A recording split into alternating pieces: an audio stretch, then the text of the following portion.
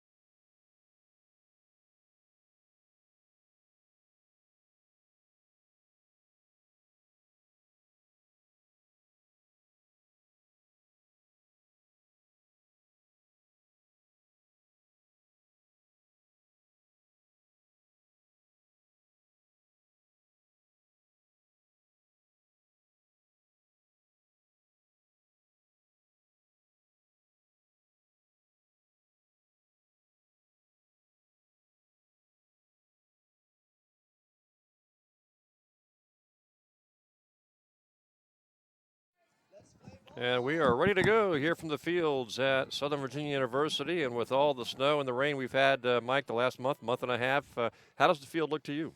The field, especially the infield, looks good because they've been able to tarp it up. The outfield is a little bit rough, but that's to be expected. But it should be very playable for today. Okay, and Southern Virginia University looks like they're going to go with, at the pitcher slot today, Jamie Pinkston. She is the 5'9" senior.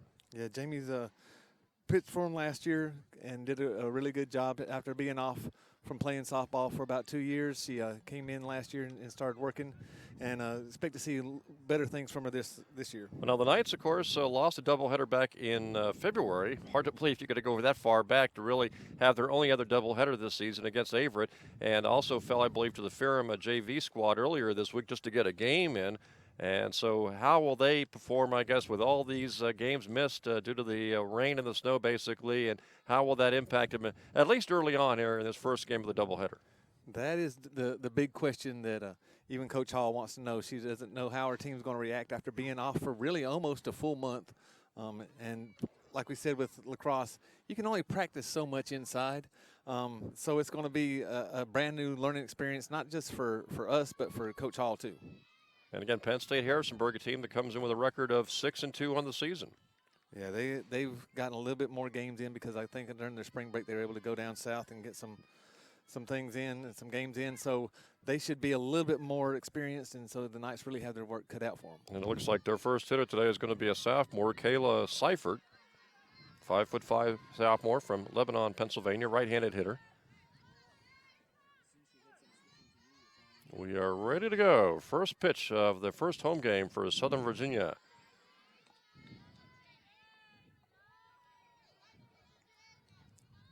Yeah, it's really important that Jamie's try to get his head ahead of the in the count as soon as possible. You don't want to have to leave something fat over the plate for these hitters. Pinkston's second ball is hit to the first baseman, momentarily dropped, but the Knights are able to turn the out.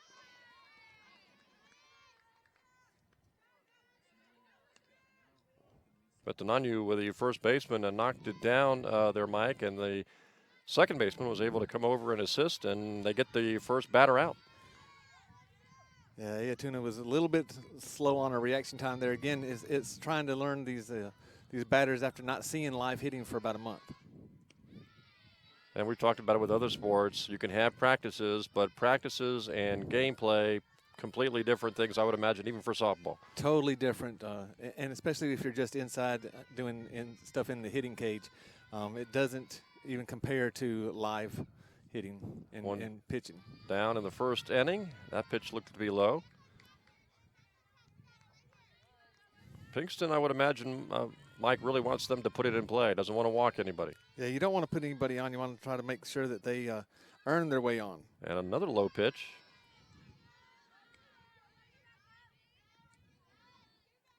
Knight's got the first batter out. Pinkston struggling to get the ball over the plate here with batter number 2 in the first inning. That pitch right over. And that's the pitch you want to start out with. Even if the hitters try to attack it, again, you keep your infielders and outfielders really into the game if you make the ball be put into play. This pitch grounded right back to Pinkston, who grabs it, fires over to first, and quickly, Mike, 2 out here in the first inning. That's a great way to start. 2 up, 2 down. Nobody on base to try to test out the catcher, Laney Thompson, and I'm sure Courtney Hall is very excited about seeing those 2 quick outs. And the Knights will try to get a 1-2-3 first inning if they can get batter number 3 here. First pitch is high. Hitter is Riley Locke, and she is listed as a junior, 5'6". First 2 hitters have gone down for the Lions from Penn State Harrisburg. Next pitch, grounded right back to Pinkston, but off her glove, and this batter's going to reach. Yeah, an unfortunate bounce there and going off of Jamie's glove over on top, or else we'd had a 3 up, 3 down. Hopefully that error doesn't come back to haunt them. Well, we talked about the field, Mike, and you mentioned really the outfield. How about the infield? Will you get true bounces off this infield today? We should be able to. Again, they've got a tarp, and they've kept it tarped during all the rain, and it looks really good in playing condition. So we shouldn't have any problems with abnormal bounces. Strike called on that pitch. Batter at first, 2 gone. Top of the first, Penn State Harrisburg. 6-2 on the season. Here comes Pinkston's next pitch. Fouled, off and out of play. Over to the right side, so the count now 0-2.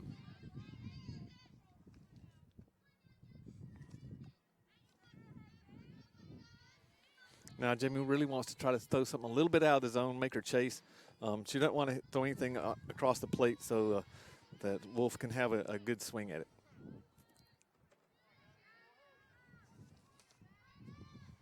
Gabriel Wolf is the hitter, and the pitch is again fouled off to the right side. That was a nice pitch by Jamie, up and away. The only thing that Wolf really could have done with it is what she did with it and foul it off. Now I'd throw something a little bit lower to her and out of the zone and see if we can get her chasing for strike 3. Pinkston ready to go. 2-strike pitch hit on the ground and through by the shortstop into left field.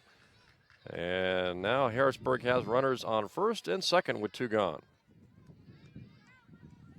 Yeah, and that's where that error really comes back to haunt you now. That the inning's extended, and you really don't want that. Hopefully, the Knights can get out of this inning right now. And now a lefty hitter coming to the plate, Jackie Furch, and she is a junior from Halstead, Pennsylvania. She's got 2 on, first and second, 2 gone. Pinkston, left-handed pitcher, fires, and the runners move up.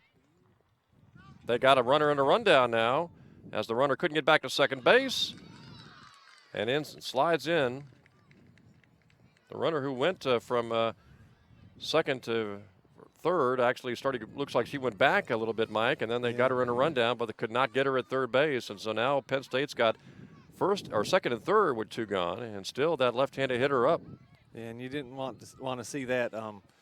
Unfortunately, you never want to try to make the out at the base that they're running to. You always want to make them to retreat to the base they came from to try to get the out. Furch swings and misses. Nice pitch there by Pinkston.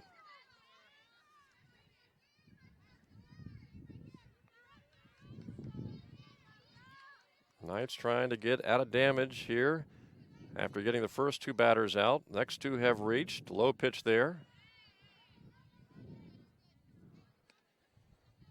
And you can see where this first inning really could be a telling inning in the game, Mike. If they get out of here with no runs being scored, good for the Knights. A single here, maybe 2 runs for Harrisburg, and they're on top early. Yeah, and if you do anything, you always want to make sure that you're the first one to try to score. Pinkston. Nice. Furch with a swing, but no, and now there's 2 strikes. That was a nice drop ball that Jamie threw now down into the dirt. Looks like it's going to be a strike, and then just made a nasty turn downward. See if she can get one more by Furch. Low pitch, strike 3. And they throw it down to first just to make sure. Yeah, if it goes into the dirt, they have to throw it down to get the recorded out. Furch didn't even try. She knew that she was rung up. So despite the error and despite having a couple of base runners, the Knights are able to dodge the bullet. And now they will come to the plate to hit. That was nice to see Jamie being able to get out of the little situation that she put herself in.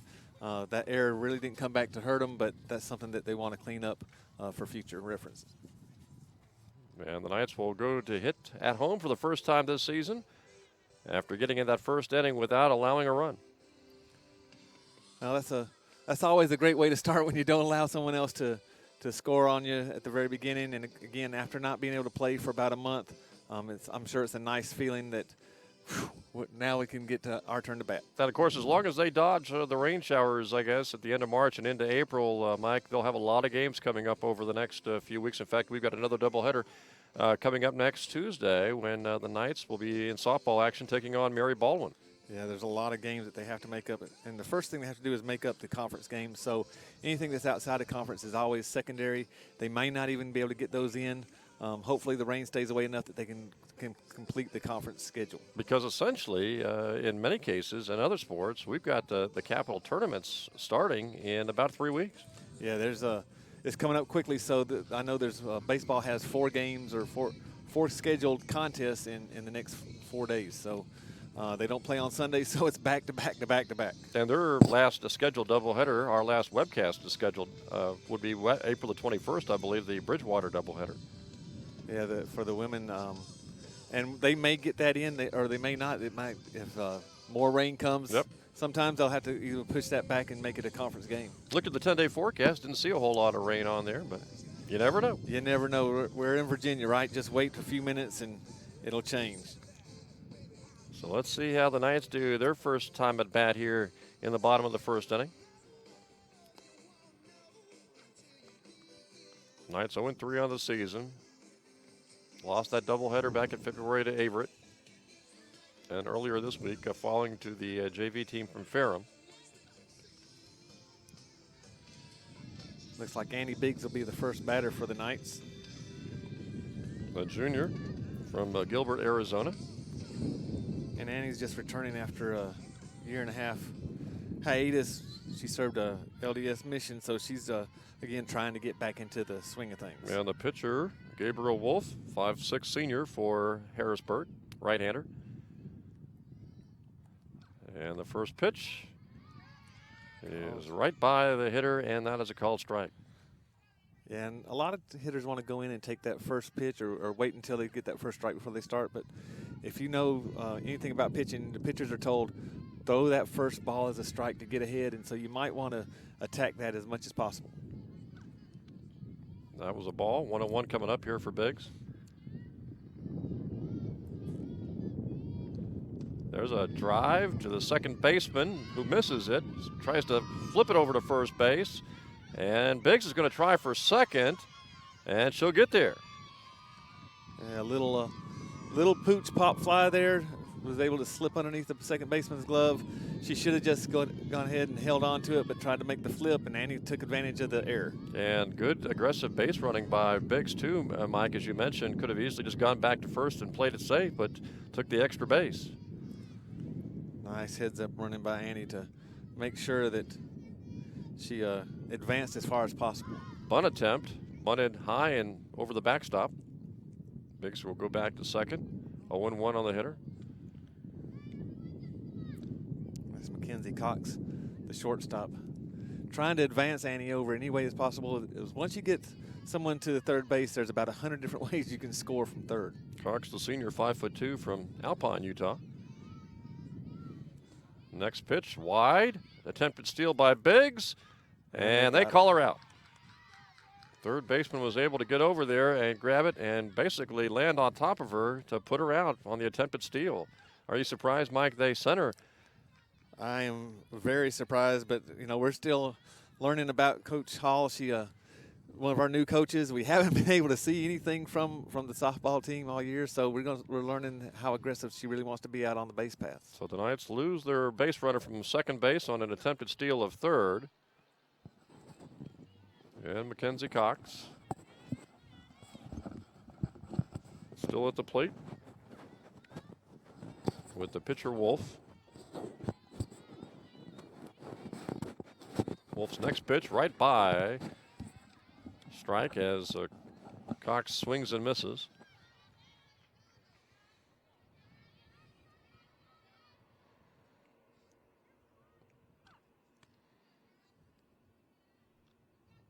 Next pitch to Cox is low.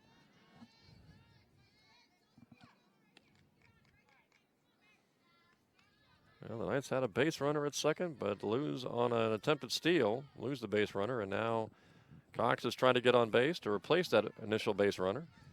Yeah, and I don't know if you really want to make that out there at third base, but like I said, we're learning about Coach Hall and what her philosophy is. It's the first game we've been able to see or really even talk to her about any of her players or the way she wants to run things because of the lack of them being able to get outside and actually do some playing. Of course, they tried to bunt on that first pitch, but it was bunted over the backstop, and they really wanted to get that runner to third, apparently, hoping to catch maybe Harrisburg off guard on another foul back. Well, if you really wanted to, and again, the philosophies we're going to have to learn about Coach Hall, but just sacrifice the bunt. Don't try to make it a sneaky bunt to get the runner over to third. Just make sure you put it down, especially push it towards first base. Next pitch is fouled off again. Cox battling her. Losing just a few balls into the woods. Yeah, they'll send someone down after those balls. That's one of the problems of playing on the side of a hill. So still two strikes on Mackenzie Cox. Mackenzie's really battling, being able to foul off a lot of balls, trying to find something that she really likes to get a hold of.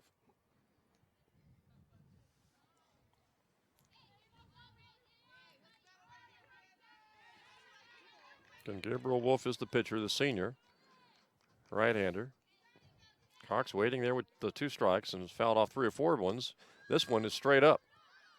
Called for and put away by the shortstop. So Jenna Rapupis, the 5'3" freshman shortstop, puts away that pop-up, and now there are 2 gone here for the Knights in the bottom of the first.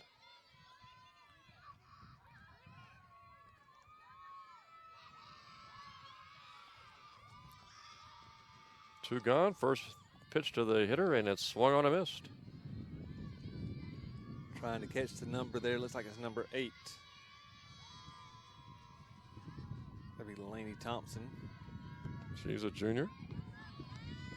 Took another strike there, so 0-2.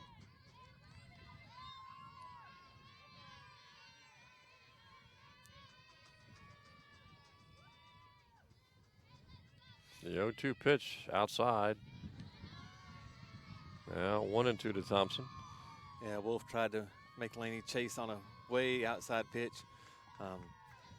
Just a little bit too far off the plate to make her try to go for it. Here comes the 1-2 delivery. Check swing foul.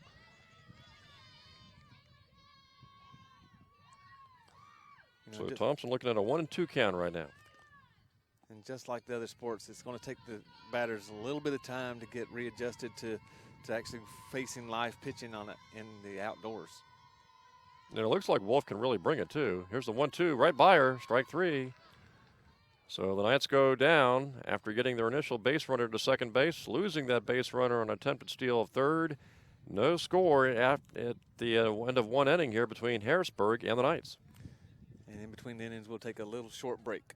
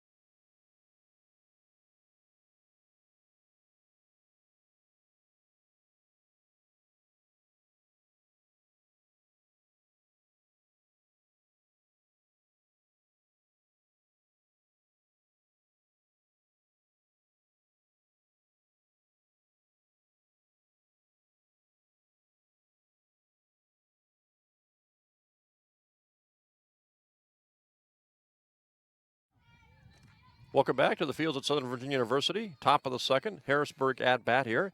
And Mike, a scoreless first inning. Good beginning for the Knights as they have kept Harrisburg off the scoreboard in inning number 1. But a Knights offense were able to get a runner to second base, losing that runner on an attempted steal of third. So no score as we start at the top of the second.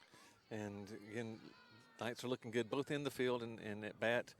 Just have to shake some rust off. Pinkston gets the called strike there. She's got it to a 2-2 count now, which is really good. Want to make this pitch count for the out. 2-2 pitch, grounded foul. Oh, that was a great changeup. You saw how far out in front number 18, Erica Love, was on that pitch. Love is a 5'6" senior. 2-2 count coming up here.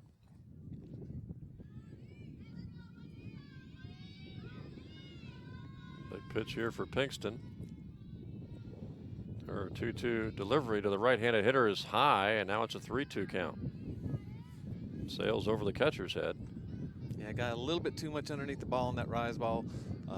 Floated it up. We do have some wind blowing through the little valley here, but there's always wind blowing up. Of course, here, we're also at a slight elevation. We're a little bit of elevation. But 3-2 pitch, high again, ball 4, walk. And Harrisburg, first hitter of the top of the second, reaches. And now coming to the plate for Harrisburg will be Mackenzie Trafka, the 5'7" outfielder.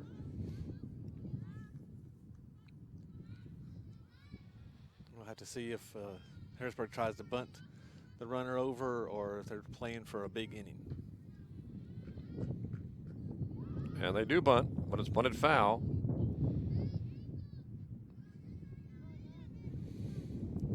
And that was more of a bunt attempt to try to also be safe instead of a sacrifice bunt. We'll have to see how the infield plays it. You can see the third baseman creeping in really close now.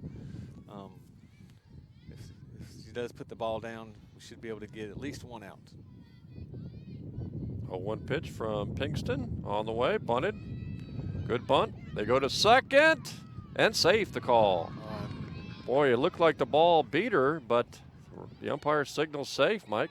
Yeah, Mackenzie may have been off the base a little bit on her stretch. Very risky play to go to third base. But it definitely looked like the ball got there first. It was close, but it looked like the ball beat her, but maybe Cox was off the base. And if that's the case, now Harrisburg has runners at first and second and no one out. And we'll probably see this quite a lot, Mike. Lots of base runners without the ball ever leaving the infield. Yeah, softball is really a short game. In the past 4 or 5 years, it's become a little bit more of a long ball, especially at the upper divisions. But really the idea is to move the runners around as much as possible, and that comes with the bunts. Errol Sowers is now the hitter, and she's got an attempt here, a perfect opportunity to drive home a run or two. Looks like she wants to bunt as well after missing the first pitch. A 1 delivery from Pinkston is high. Of course, you have to be careful, too. You can't ever discount the possibility of a double steal. Yeah, but Unlikely. Unlikely, but again, like you said, looking at Penn State Harrisburg, they look like they can execute really well with the bunt.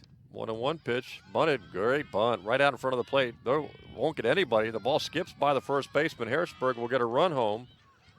And a second runner is coming to the plate, and she is safe. And so a bunt that results in 2 runs, Mike. Yeah, and it was a great bunt, and probably one where they should have just, after they retrieved it, acknowledged that was going to be a single and made it bases loaded, but attempt to throw out the base runner went by the first baseman and results in 2 runners scoring.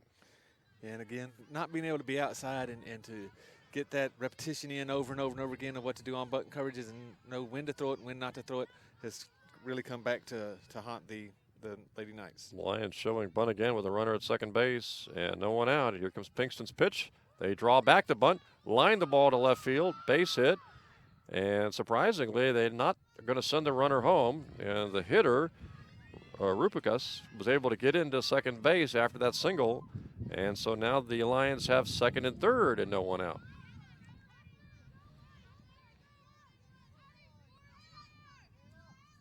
So the Lions started this inning getting runners on, and now they've got runners at second and third and 2 runs already home.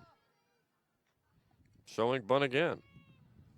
Let's see if they draw back this and swing away. And the pitch is outside for Pinkston.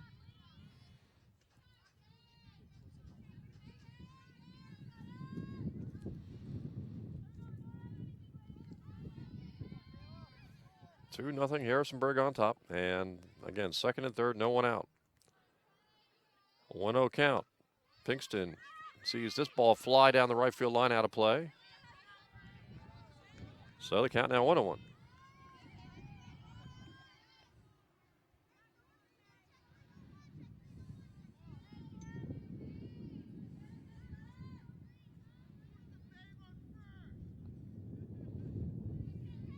Pinkston looking over the hitter on a 1-1 count.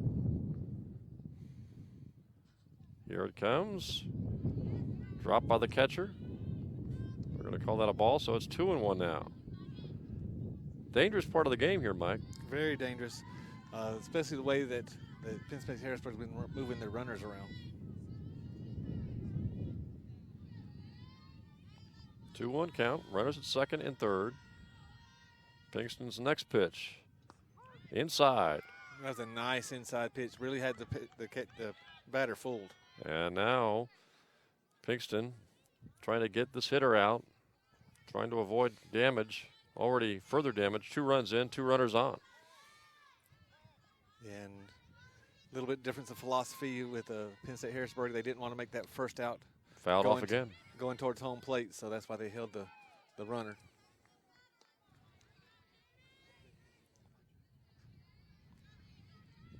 Two strikes on the hitter.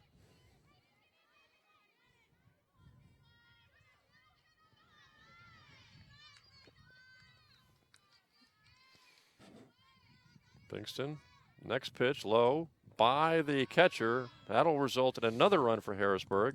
The other runner moves up to third base. 3-0 Lions. Yeah, wild pitch there by Jamie. Just trying to really spin the ball a little bit more than she really needs to do. So after blanking Harrisburg in the first inning, the Lions have scored 3 times here in the second. Got a runner at third and still no one out. Hitter is Kayla Seifert, the 5'5" sophomore. Here comes the pitch, ripped up the middle, another run home. That ball to center field for a single, and it's 4-0 Penn State Harrisburg.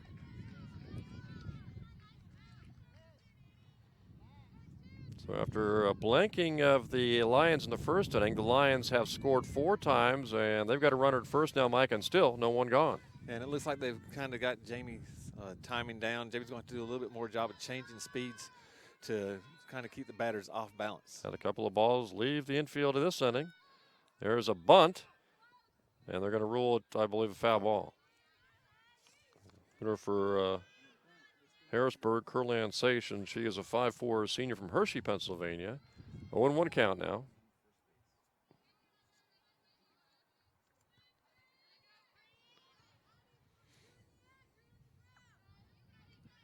So the first order of business now is to make sure that on a ground ball they get at least 1 out. Pitch is bunted again, right by the pitcher, Pinkston. That's going to be another single. This time the runner will go from second to third. As Seifert advances as that ball rolled past Pinkston, and no one was able to dash in and grab it. And so a bunt results not only in a single for the hitter, but the runner goes from first to third. Now it's first and third, still no one out. 4-0 Lions on top here. And that could almost be labeled as an error again. Jamie's not being able to get down to pick that ball up. Those errors really start to mount up, and when you start playing these really good teams that we'll find in the Capital Conference, they'll take advantage of each one of those errors. And we're seeing here in the second inning, Mike, how quickly these teams can explode on you. You shut them down in the first inning basically without any problems, and in the second inning, completely different story. Yeah, just one of those things where the batters are starting to get a little bit more comfortable, and the coaching from Penn State Harrisburg has found out that the Knights really haven't been able to get outside and work on their bunt defense, and is taking advantage of that bunt defense letdown. So 4-0 your score. 1 on, no out. And the hitter, let's see if they'll bunt or just try to advance the hitter with a clean hit here. With the first and third situation, she may fake bunt, and the Knights are really going to have something good. They go with a steal. Down to second base. Ball's there, but it goes by Cox into center field. So the runner on third will score, and the runner will move from second to third as the ball nearly goes into the Knights' dugout, but it's retrieved by the third baseman as Seish was able to go in on the steal attempt and take the extra base to third. Now 5-0 Harrisburg on top. So the Lions have scored 5 times, still no one out in the second inning. And with that first and third situation, you know that as soon as the first player on first base broke and they saw the throw going through, the player on third was going to go. Pinkston's pitch rolled a strike. So now the Knights really have to calm down, not worry about the runner on third. There's nothing they can do about it. It's over with, and they need to concentrate on just what the batter's doing and get the next 3 successive batters out. Slow pitch, but it's hit to center field. It is caught by the center fielder. They're going to send the runner home. The ball is there ahead of time and out. It's a double play. Great double play there, turned by Annie Biggs. Annie Biggs grabbing the ball and firing. And it's kind of surprising. That ball wasn't hit very deep, Mike. Kind of surprising with, at that point, only 1 out. Harrisburg sent the runner from third. Yeah, but they've been aggressive here in the second inning. And that's the pitcher's best friend right there, is a double play. Unconventional double play, but nevertheless a great double play turn by the Knights. And so now 5-0 is your score. 2 out of the inning. No one on now for the Lions.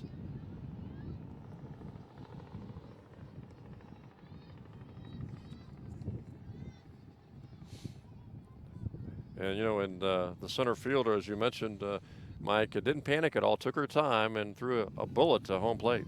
Yeah, Lainey Thompson was able to catch that about chest high and put the tag on her. The runner didn't even wasn't even close enough to start to slide on that play.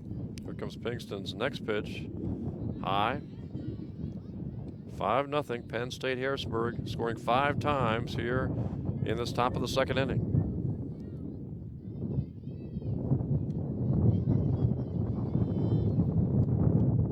Next pitch looks like it's going to be high again. Well, very windy today, Mike, but the temperatures ought to be pretty good. Yeah, and where we're at, with where the fields are at, we're in a nice little valley that's kind of in between two mountains, and there's always wind up here. Even on the hottest days, you can come up here and find a little bit of a breeze. Low pitch there, ball 4. So Wolf draws the walk for Harrisburg. 1 on, 2 gone. And the left-handed hitter, Janky Furge, steps in. Pinkston lefty on lefty here with 2 gone in the inning. Pitch is hit to Pinkston. She grabs it and fires low to first base, and they are able to get the out. So in that top of the second inning, Harrisburg scores 5 times. And in the middle of the second inning, your score, it is Penn State, Harrisburg 5, Southern Virginia University nothing. And we will come back for more right after this quick timeout.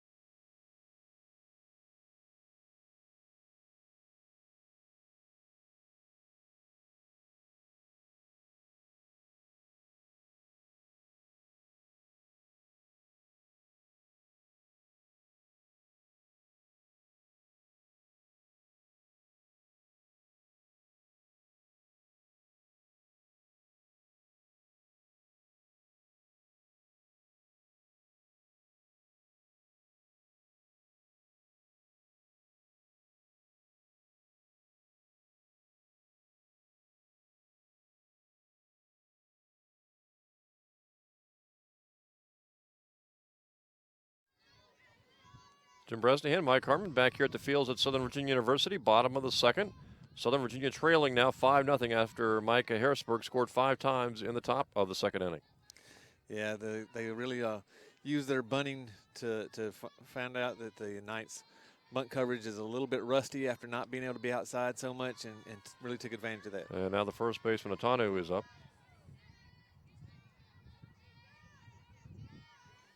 Pitcher is Gabriel Wolf for Harrisburg. Knights were able to get their first base runner of the game on, but then losing that base runner on an attempted steal of third. Well, it's important now that the Knights answer back. They don't have to score 5 runs, but at least get on the board. That pitch fouled back.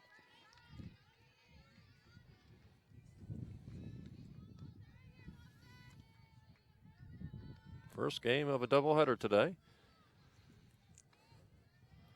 And Mike promises he'll keep us abreast of basketball scores, too. Not just the national tournament, of course, the NCAA tournament, but we've got men's baseball, I believe, in action at St. Mary's, doubleheader today, weather permitting in Maryland, and also men's lacrosse. They don't play till 4 o'clock, I think, though, yeah, at St. Mary's. We may be done by the time the men's lacrosse game starts, but the men's baseball game, the first of the men's baseball game started at 12 o'clock, and so we'll check that out.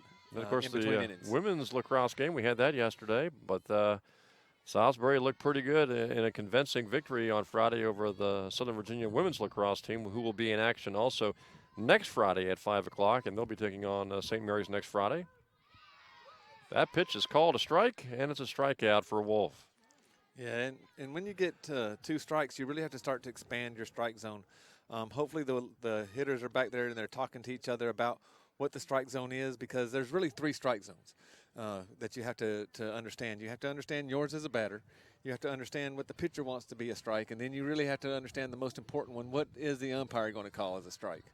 And you have to much like other sports, Mike, I would imagine both the coaches or managers are hoping for consistent strike zones. Yeah, as long as they're consistent, everything is considered to be good.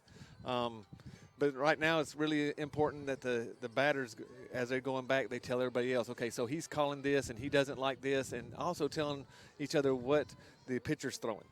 Is she throwing rise balls, or is she more of a curveball pitcher? Does she have a changeup she likes to throw in certain situations? That pitch is high and outside.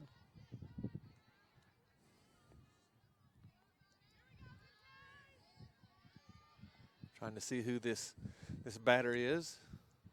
Here comes pitch number 2, right over, but low apparently, so it's 2-0.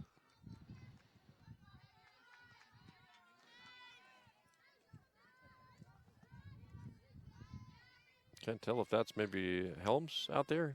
It might be Brown. That pitch is ball 3. That's Brown up to bat. Michaela Brown, 5'4" freshman. And she's got a 3-0 count now, trying to get on. And hopefully this is really a strike and not just an automatic call. Low, ball 4. Nice. You know, a lot of umpires will call that fourth pitch, 3-0 pitch, a strike no matter what. Nice to see that he didn't do that because it was clearly a ball. So the Knights, after getting a strikeout on their first hitter, get a walk on hitter number 2. 1 on, 1 out. Batter at first. They go with the bunt. Nice bunt. They go to first, make the out. So the Knights, with Tofu, able to move the runner from first to second. So now they've got 2 out, runner at second base.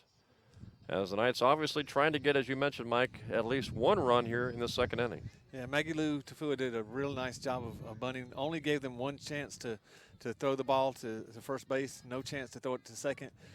Michaela did a good job of making sure that she rounded second there just to make sure that if there was any errors that she'd be able to get to third base. So Brown's at second, 2 gone. Here's Wolf's pitch, fouled back.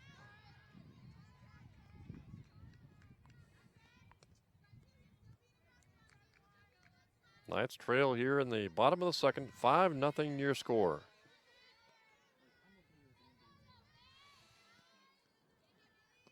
Next pitch swung on and missed. And that's it for the Knights here in inning number 2. We have played 2 innings. Your score now, Lions 5, Knights nothing. We'll come back for inning number 3 right after this.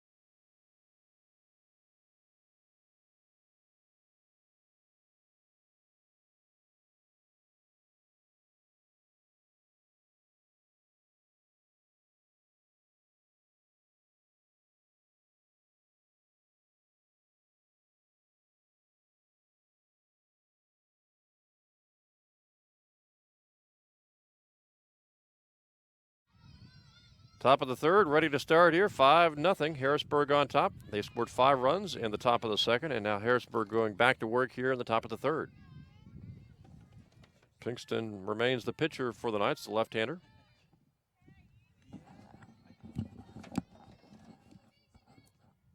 Second pitch, right over. Called strike by the umpire.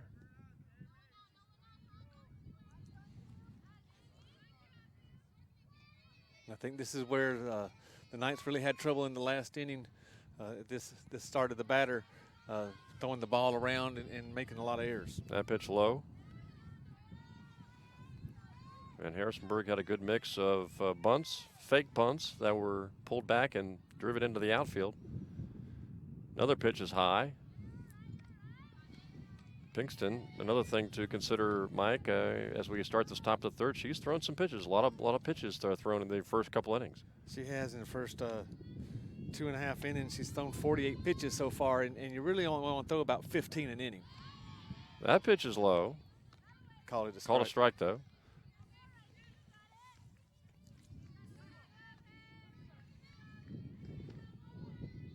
See what pitch Pinkston goes with here. This one's popped up, and the first baseman puts it away for the Knights. First out of the inning. Yeah, Lucina Ayazuna was able to get underneath that one and recorded the first out. So a good start to this top of the third for the Knights, who trail again 5-0. Coming to the plate now is Trafka for the Lions. She's a senior. One out, no one on. She was able to get on base the last time and start some major running around the bases for the Lions. And that pitch was high.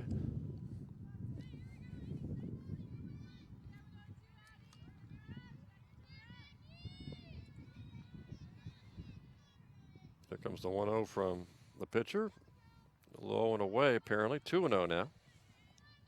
You know, and Jim, pitching in softball is not like pitching in baseball. Some of these young ladies would pitch in their travel balls 2 or 3 games on a Saturday. So it's a little bit easier on the arm, not as tough on the elbow and the shoulder. That pitch ripped into center field. Fielded cleanly by the center fielder, who gets it back in good shape, but it's still a single for Harrisburg. And they've got a runner on now with 1 out. And coming to the plate will be Sowers, the freshman.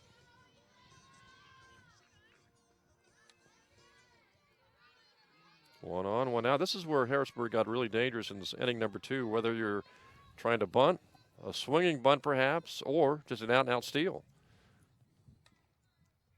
And this pitch is ripped into almost right field. Fielded by the second baseman. They get the out at first. Good play by the Knights, by Tafua, to get the runner at first. Now there are 2 gone and a runner at second. That ball almost got by Tafua into right field, but she made a good play on it to field it, Mike, and to get the runner at first. Yeah, I was able to keep the ball in front of her, and the best thing that she did was play that little hop off of her chest to make sure that the ball didn't dribble through. Here comes the pitch. Strike called. 0-1 here on the hitter. Trafka's at second base. 2 gone. 5-0. Harrisburg on top. And if Jamie can get Rapakas to ground out or pop out, it'd be really good for the Knights to get right back in there and get those bats going. Good change up there. Called strike. 0-2.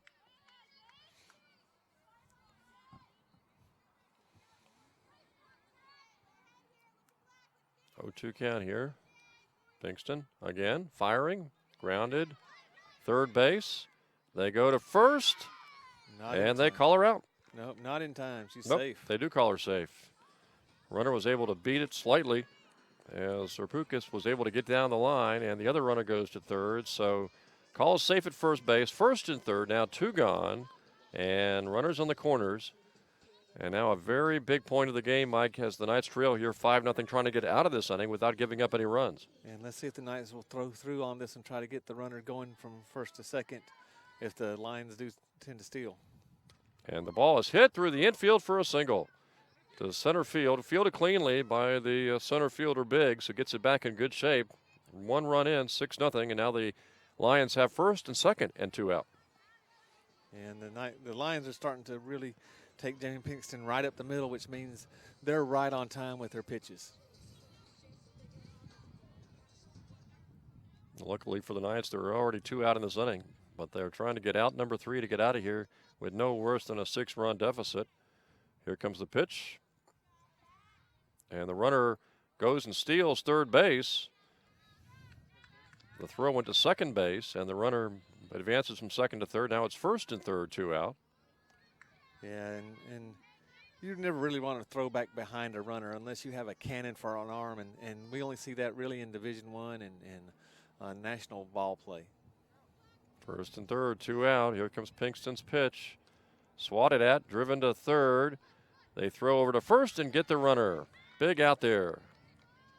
1 run in the third inning for Harrisburg. Your score now, it is Harrisburg 6 and Southern Virginia University nothing. And we'll take a short break and come back for more for the bottom of the third right after this.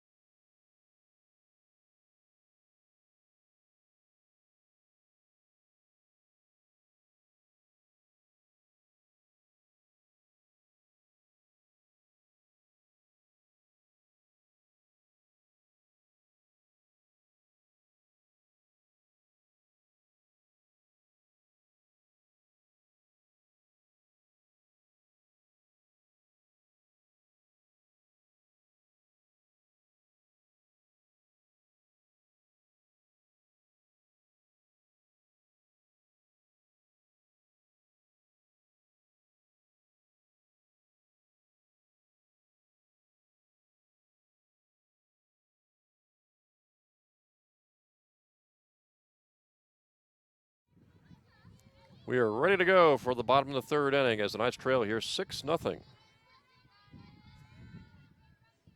Looks like Pinkston, the left-hander, is the hitter. And Wolf keeps firing, the pitcher for Harrisburg, throwing a shutout through the first 2 innings.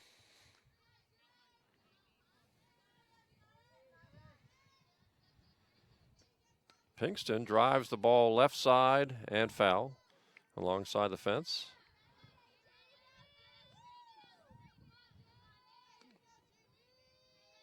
You know, Wolf's a pretty impressive pitcher, Mike, and she can really gun it.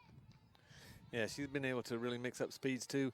Also go up and down in the zone. It's caught the Knights really napping on some of the pitches. That pitch is a called strike. 2 strikes now on Pinkston, the opposing pitcher, the Knights pitcher.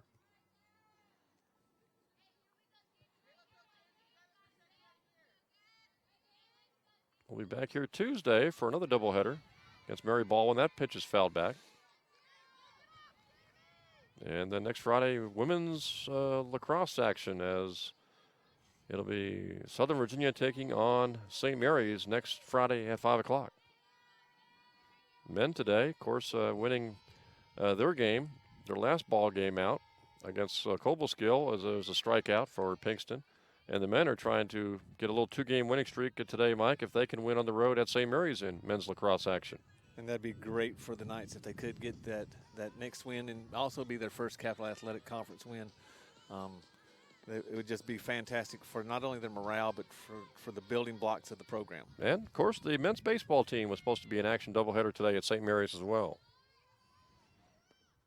That pitch swung on and missed right by the hitter for the Knights as Wolf threw it right past the hitter. That's Helms, the right fielder. Another pitch. This one a called strike. Quickly 0-2. Helms, a 5'8" freshman from Oakland, California, down 0-2 in the count. That one's outside. Now 1-2. 6-0 Harrisburg on top. Bottom of the third inning. One gone for the Knights. That is a slow pitch, hit right back to the pitcher, and Wolf puts it away for an easy second out.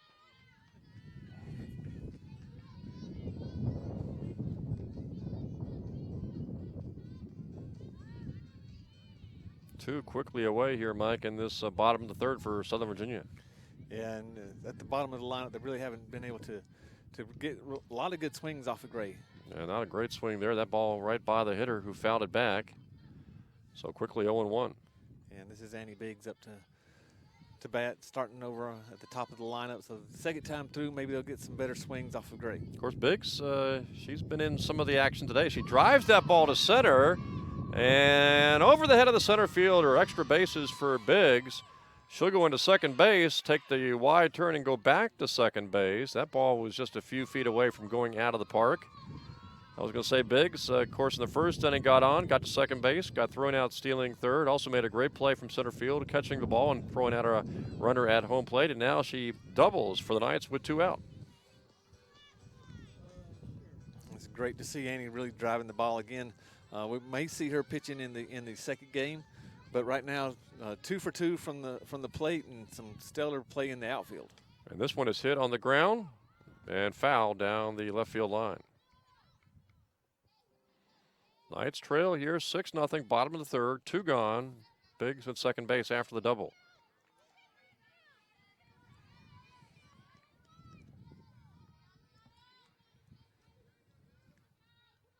Get another chance to score as long as we can keep that momentum that Annie started going. And Wolf's pitch there was a ball.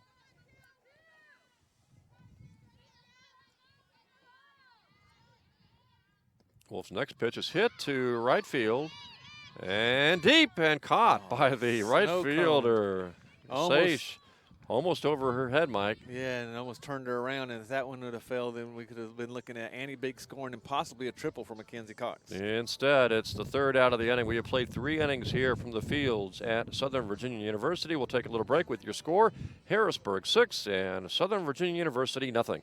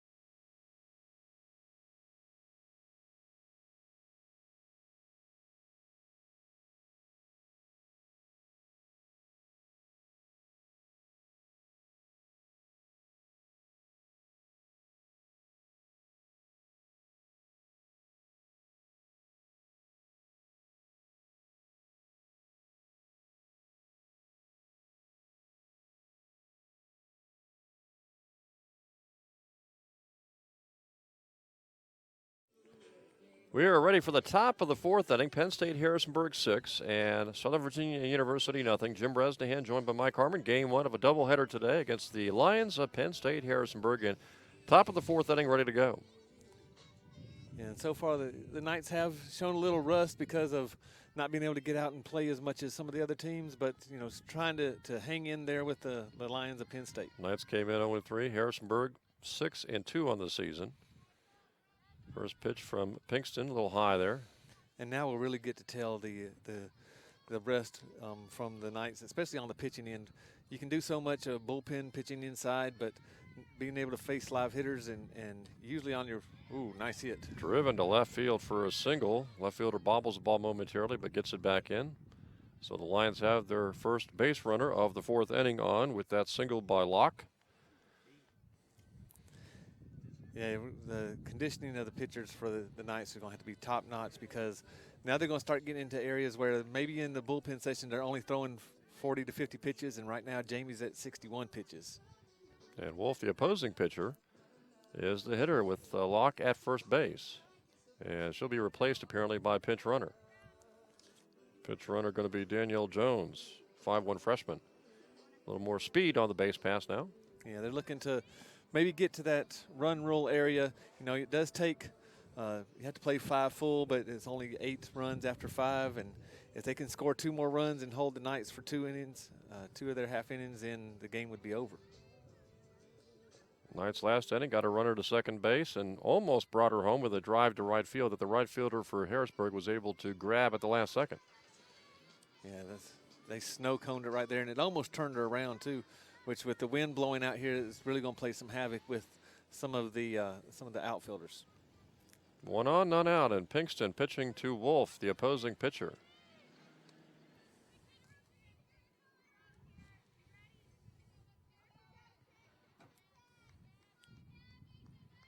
Pinkston all the way, the left-hander at the pitching slot. She's ready to go again to Wolf. That ball is hit towards the left field line. It is caught by the second baseman, and they double up the runner. So Tafua makes the catch from second base and turns right around and fires to the first baseman. And the runner from first base for Harrisburg kind of lost sight running, Mike, thinking maybe that was down the right field line, when indeed it was a foul ball to begin with. Yeah, that was just a horrible running mistake by the pinch runner. Great job by Maggie Tafua, not only to hang on to the ball, but had the presence of mind to throw it for the double. And here is the next pitch, hit to the shortstop, but bobbled by the shortstop, and it's going to be Jackie Furch, the left-handed hitter, going down to first base after the shortstop for the Knights. Cox bobbled that ball. So the Lions have a runner on first, now 2 out. And it looked like that ball really took maybe a little bit of bad hop and went off of Cox's hand.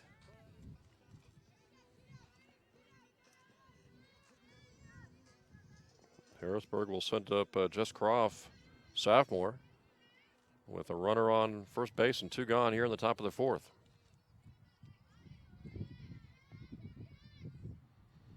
Pinkston's pitch, called strike.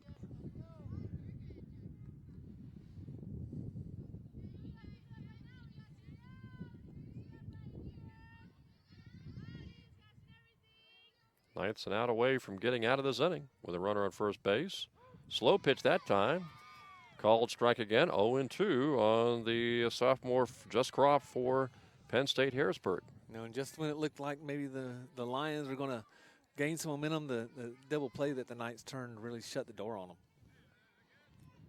Now Pinkston trying to get the third out. Low pitch. 1-2 the count. Trying to get Croft maybe to go for that pitch, Mike, but she didn't. Yeah, trying to get her to go down fishing. Just a little bit too far out of the zone to try to attempt her that much.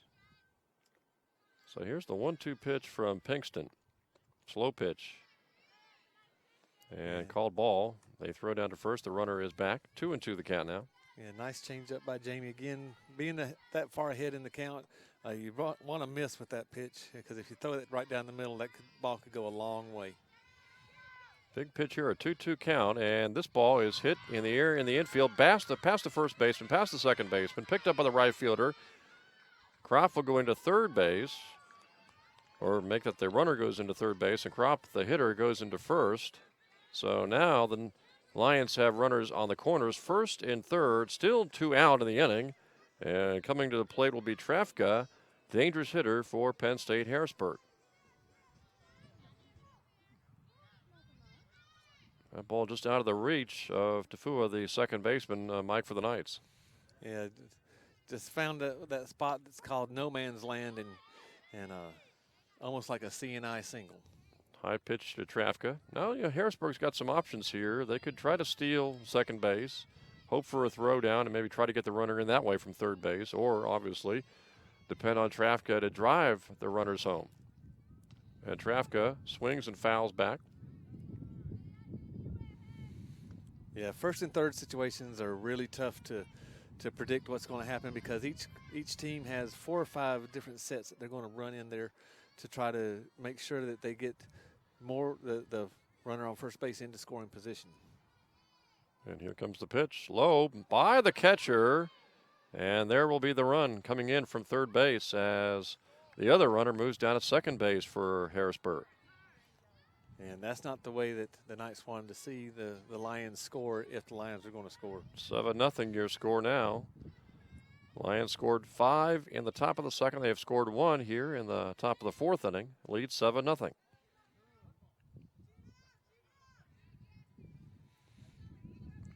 Groff is the runner at second base. 2 gone in the inning.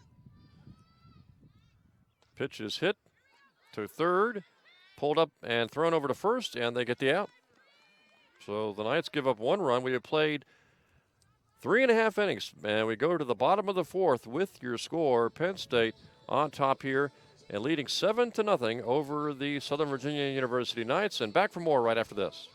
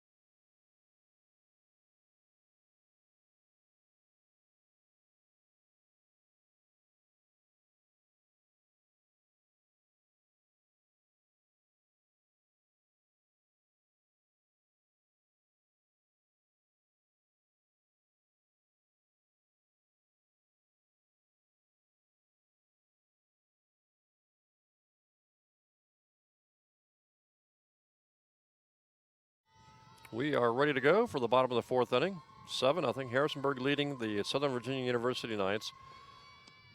A big 5-run second inning, boosting Penn State Harrisburg.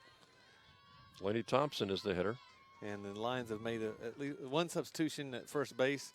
Looks like Evans will be coming in to play first base as a defensive substitution. Another called strike there. Gabriel Wolf is the pitcher. She's gone all the way for the Lions. Yeah, and Wolf's only thrown 37 pitches so far, which is really a low amount. Been able to get the Knights either swinging or to get them early in the count to hit back some small ground balls. Hey, some good positive news. First game of a doubleheader for the men's baseball team. Men are ahead 3-0 at the top of the third. Top of the first. So a lot of runs could be scored in that game. That is a called strike, and down goes the hitter on strikes. Great screwball thrown by Gray there. Caught Laney leaning out across the plate and brought it on the inside part of the plate. Just crossed it, and when hitters are guessing one thing and see another thing, there's not a lot you can do. So Wolf gets the first hitter. And this first pitch is high. And we got Lucina Ayatuna up to bat.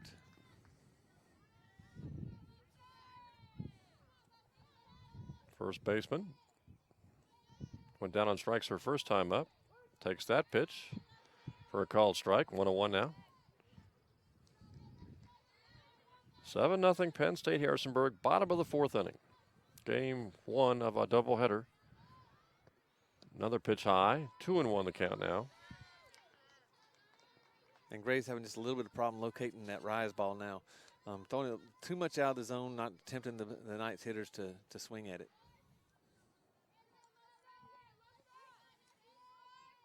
2-1 pitch, right over, and called strike. 2-2. And Gray's done a fabulous job of changing the eye level of the Knights, going high and then bringing it back down low and just keeping the Knights off balance. That ball is fouled back.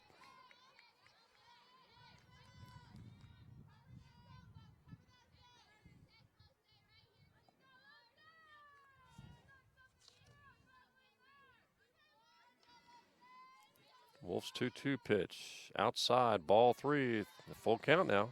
One gone in the inning, nobody on. And Losina's been able to work that count to 3-2.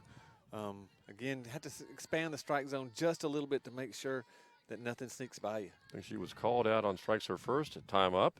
That ball is hit to the outfield, to left field, and it is caught. Put away by the left fielder Trafka for the second out of the inning. So 2 gone, nobody on for the Knights, who trail here 7-0 in the bottom of the fourth inning. Yeah, third baseman Michaela Brown coming up. She also she got on base, I think, last time, maybe on an error, but got to second base, yeah. Got to second base. That pitch apparently low. Ball 1 called. At the start of the game for the Knights, even though they trail here 7-0, would certainly, I would imagine, have to be Biggs. Andy Biggs had a double. Turned a double play. Yep, and almost was able to steal third back in the first inning after getting to second base with nobody out, mind you, and was thrown out. Yeah, Annie's been very active for the Knights. And again, she's a player that's been here before. She's played against this competition, has took a year off for an LDS mission, and now is back this semester. Swung on and missed. And so it's only 2 strikes. Yep, some of the players for they thought that Harrisburg, 2 or 3 players, second baseman, right fielder, thought that was it, but 2 strikes. They thought that first pitch was a strike.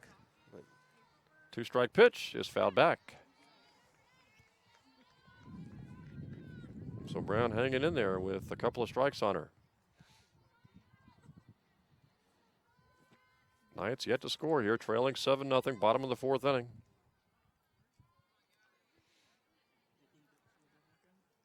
Here comes the 2-strike pitch. Fouled, catcher dives, can't come up with it. Still 2 strikes, and Brown still has life at the plate. Great effort by the catcher. Jones just not able to get out of that box quick enough to make that diving attempt. 2-strike pitch for Wolf coming to Brown here.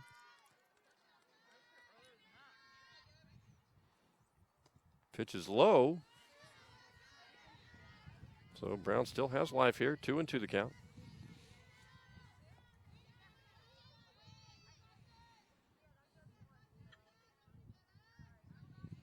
Here comes the 2-2 pitch from Wolf. It is fouled again. This time the catcher able to put it away. And that's the third out of the inning. We have played 4 innings here from the fields at Southern Virginia University. We will take a little break with your score. Penn State, Harrisburg 7, and SVU nothing.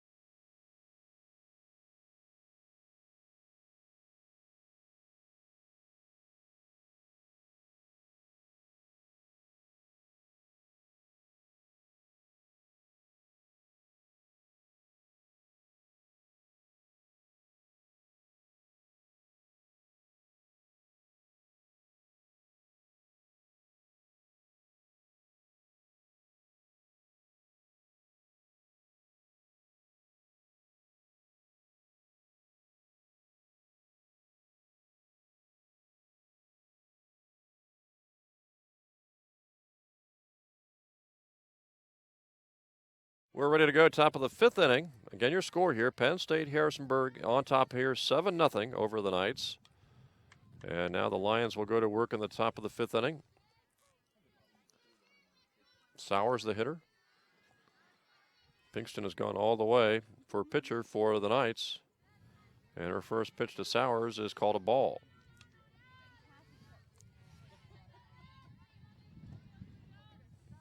And Jamie's going to have to start conserving pitches, making sure that she gets ahead in these counts a whole lot quicker because she's really up to about 75 pitches now. Made her chase a low pitch there for a strike.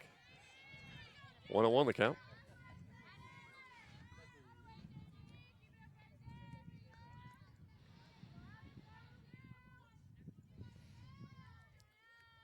Here comes the 1-1 from Pinkston. A little slow change up there. Called a strike. 1-2 now the count to Sowers. And that's been the pitch that's really been working for Jamie so far is that changeup, and she really needs to mix that in a little bit more. 1-2 pitch from Pinkston is fouled back. Off to the right side. 1-2. Count remains.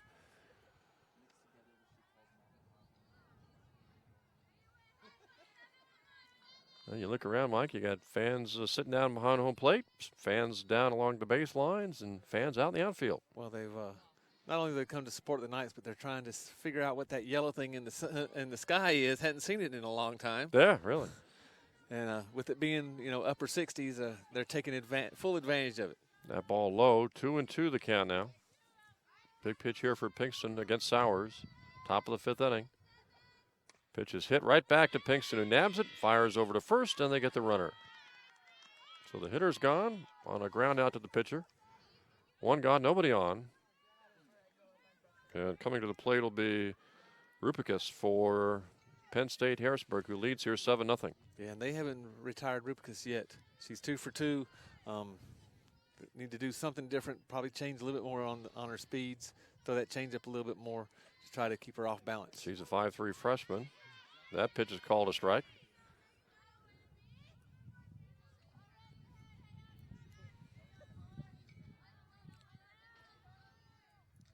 Pinkston ready to go on the 0-1 count. Here it comes. Low pitch. Now 1-1 to Rupicus.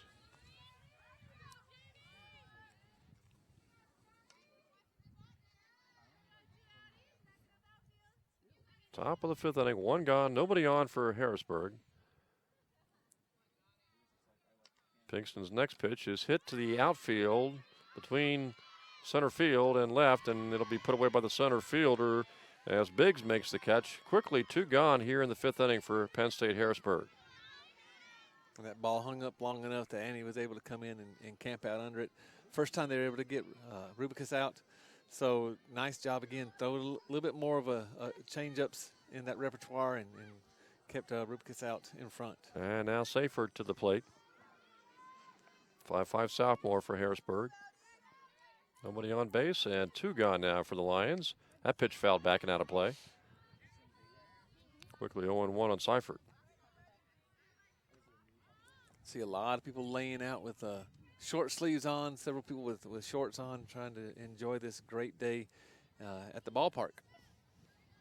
And we'll be right back here again Tuesday, I believe, 5 o'clock and 7 o'clock for a doubleheader against Mary Baldwin. Maybe part of that second game will be played under the lights. Nice to be able to do that every once in a while.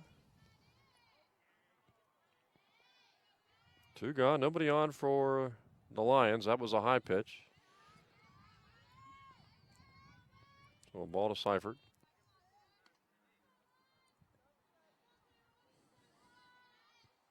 And both pitchers have been trying to change the eye level, going up and down in the zone. And Gray's been able to also go left and right, but we've seen that Jamie Pinkston's been able to change her speeds a little bit better and hadn't really thrown that changeup yet in this at bat. Maybe she's trying to set her up for something. That one low and in the dirt. Really, the second inning is what was SVU's undoing. They gave up single runs in the 3rd and the 4th, but that 5-run second really put Penn State Harrisonburg in pretty good shape. And a lot of that was bunt coverage errors, not being able to get the out at first base or throw the ball when they shouldn't have thrown it. They should have just held on to it. the Knights probably have learned from that. We hadn't seen really Penn State try that since that second inning. Inside pitch to Seifert. Pinkston trying to get the third out here in the fifth inning. That pitch low. It'll be a ball and a walk for Seifert. So Harrisburg has a runner on first, 2 gone here in the fifth inning. And coming to the plate now will be Saish, the right fielder, 5'4" senior. And Saish is 1 for 2 in the game. She also made a big catch in right field that she almost didn't catch. That would have probably plated the first run, the only run that would have been scored so far by SVU, but she was able to make the snow cone catch in right field a couple of innings ago. Yeah, very athletic play, but some people would say, you know, oh, that was luck, but you have to be able to put yourself in those type of positions to be close enough to make the play. High pitch there by Pinkston. 1-0 the count on Saish.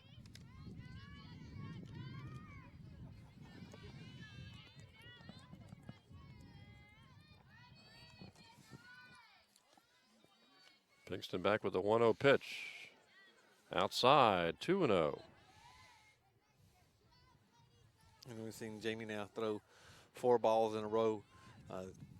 Again, we talked about conditioning and not being able to pitch in games, but have to be inside, and you limit your pitches then. She's getting into areas that may not be familiar with since they hadn't played a full game for about a month. Good pitch there, Mike. A change-up called for a strike, 2-1 now. And as we noted, that's the best pitch that Jamie's been throwing is that changeup. Here comes the 2-1. Swung on and missed, 2-2.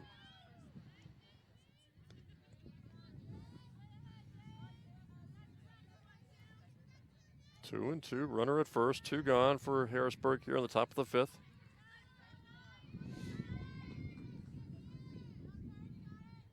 The 2-2 pitch took something off that one, right to third base, fires over to first, and they get the third out of the inning. So the score remains Penn State Harrisburg 7 and Southern Virginia nothing. Here in the bottom of the fifth coming up, the Knights will be taking to the plate, and we'll take a little break here from the fields at Southern Virginia University.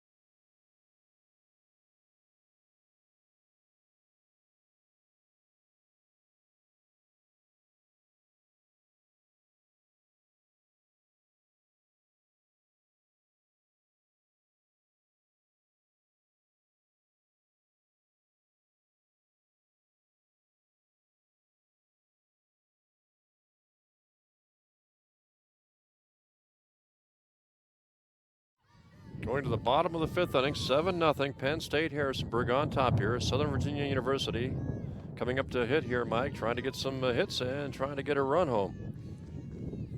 Yeah, and the Knights have had better swings the second time through the batting lineup against Gray. Still, though, a lot of rust on those bats for not being able to see a lot of live game pitching. Here comes the second pitch, fouled back, 0-2 quickly. You know, and Maggie's right on top of the pitch as she's fouling it back.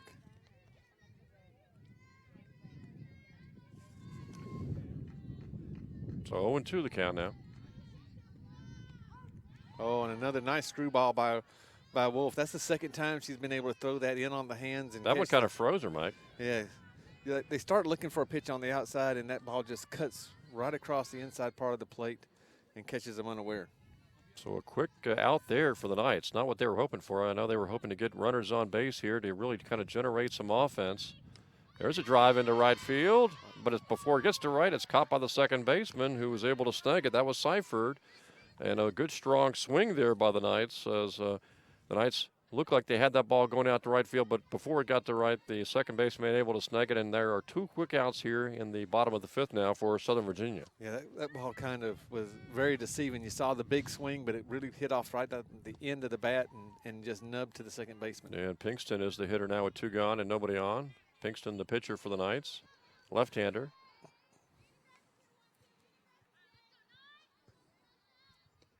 Pitch is hit to right field.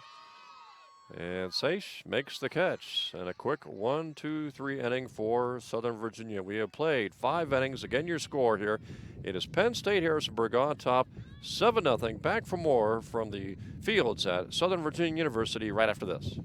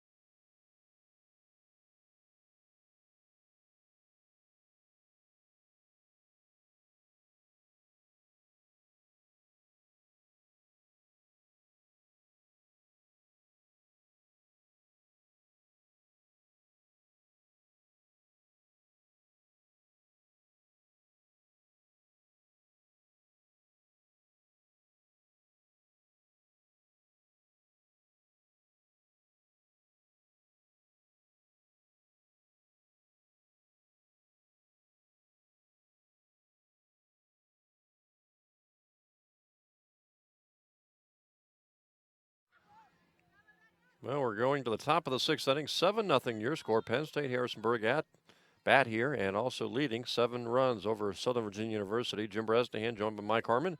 Mike, good update we have baseball-wise for the Southern Virginia University baseball team on the road today at St. Mary's. Yeah, the Bradley Jackson's pitching in the bottom of the 3rd. They're still up 3-0.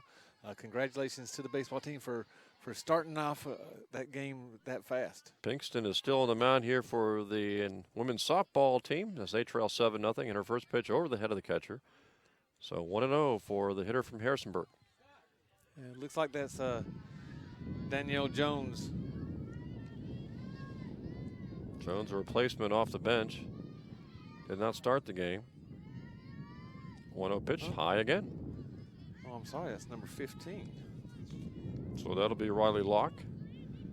And Locke has taken 2 pitches over her head to the backstop. It's 2-0 the count to Locke.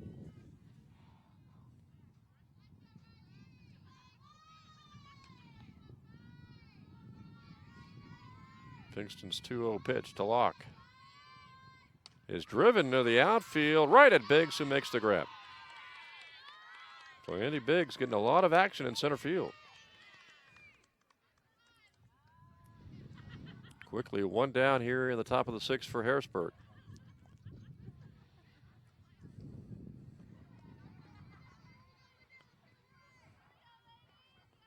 That ball was hit right on the button, but again, Annie was positioned just perfectly. Only had to take 2 steps to make that catch. Another high pitch there. I believe this is Wolf, the pitcher, hitting for the Lions. And like I said, Jim, if we had to pick a player of the game so far, it would be Annie Biggs. No doubt about it. She's made a lot of plays here for the Knights, who trail at 7-0 in the top of the 6th inning. Another ball is low that time. Owen, it's a 2-0 the count to Wolf, the opposing pitcher.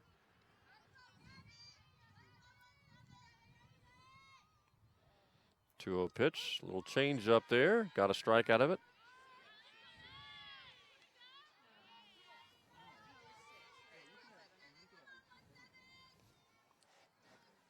And that changeup that Jamie's throwing is the one that she's been getting the strikes called the most on. And she took some off that one, too. Got her to swing late at a pitch, and it's now, or maybe a little early, actually, and now it's 2-2 on Wolf.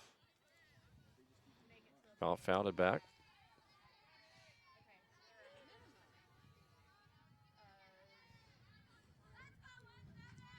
Here comes the 2-2 from Pinkston. Tried to go to the outside corner, missed it. Now 3-2.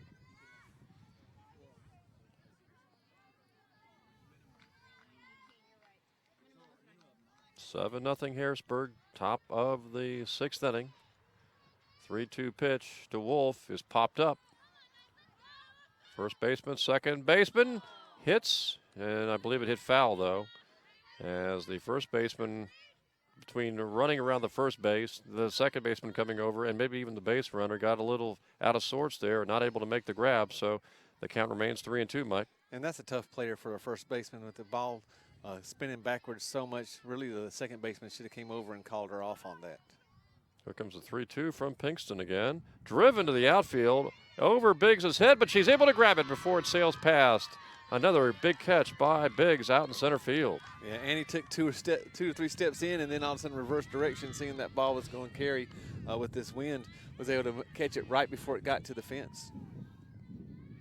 So now there are two gone for Harrisburg here in the top of the 6th inning. It'll be Jackie Furch, the left-handed junior, at the plate with two gone. Pinkston's pitch, little high, 1-0 the count. And except for that second inning where they scored a lot of runs on some errors, the Knights have really frustrated the Lions. Haven't been able to push any runs across yet, but you know, this could easily be a 2-0 game. Hit the shortstop, picked up by Cox, fires over to first, and they call her out. So 3 up, 3 down for Harrisburg. Furch maybe thought the ball popped loose from the first baseman's mitt, but they rule out, and so 3 gone for Harrisburg. And we are in the middle of the 6th inning with your score again. It is Penn State Harrisburg on top of Southern Virginia. Your score again, 7-0. We'll come back for more in just a few minutes.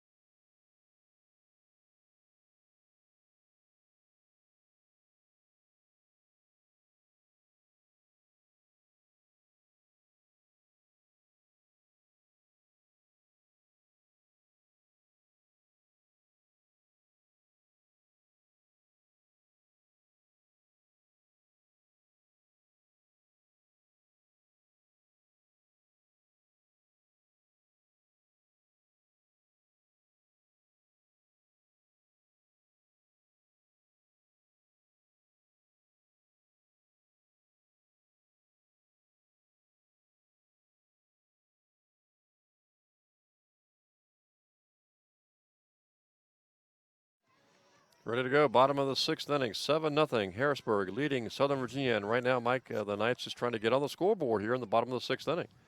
Little attempt at a slap by Helms. She's the freshman from Oakland, 5'8", freshman, plays right field. Struck out, I believe, her first time up. And Gray's just been able to really keep everybody off the base paths except for Annie Biggs. Another foul back. 0-2 the count.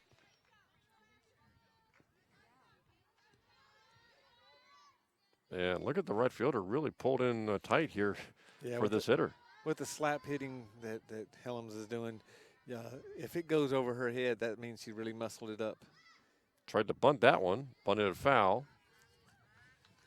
Usually slap hitters want to try to keep the ball in the infield or try to shoot it right past one of the infielders. If it touches the ground at least twice, they should be on base. Yeah, she's got speed. 0-2 the count.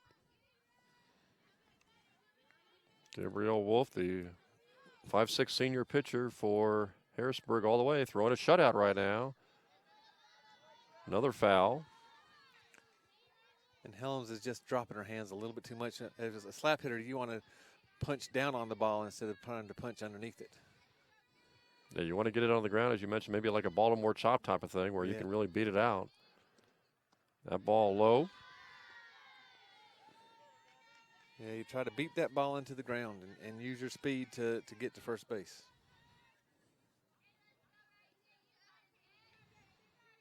Wolf's next pitch is chipped to the third baseman, who makes the grab, fires to first, out is called, and Helms is out number one.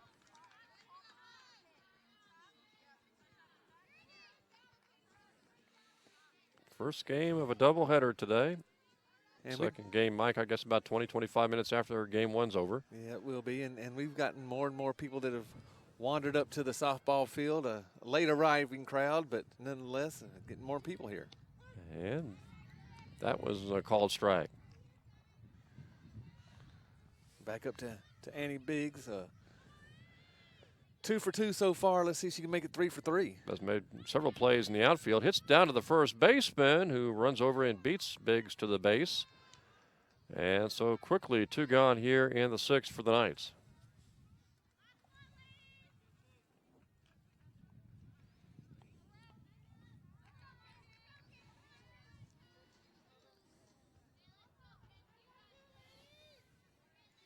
Two gone. Wolf, with nobody on, fires past the hitter, and it's called a strike.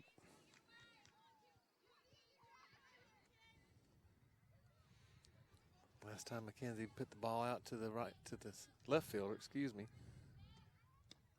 That pitch also called a strike. 0-2 quickly on the hitter. And Gray is really pounding that inside corner. A lot of the Knights batters don't want to believe it's a strike, but again, we talked about the 3 different strike zones, and the only one that really counts is the umpires.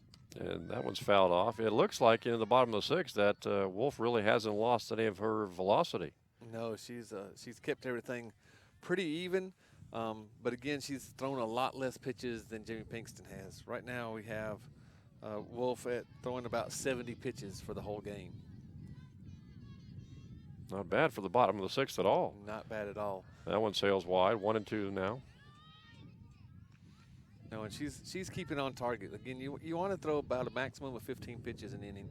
If you can stay with that, then you're doing really, really well. Of course, she had a couple innings where she only threw 5 pitches. The Knights were grounding the ball to the infielders. 1-2 pitch hit down the left field line, foul. So Cox, the 5'2" senior, will go back. Trying to get on base, trying to give Southern Virginia a position and opportunity to get its first run of the game. The Knights are scoreless right now here in the bottom of the 6th inning. And here's a little fact for you. Mackenzie Cox became the all-time save leader for women's soccer goalies this year. Really? Okay. You love these athletes that play more than one sport. And not only is she an athlete, but she was also on the president's list for her academics. She has 2 strikes on her, 2 out in the inning here in the bottom of the 6th. And Wolf's next pitch, slow change up, and boy, Cox was fooled by that one. She was way out in front. Goes down for the 3rd out of the inning. 6 innings in the book here. Your score, Penn State Harrisburg on top by a count of 7-0 as we play at the top of the 7th inning. And we'll take a little break here from the fields at Southern Virginia University.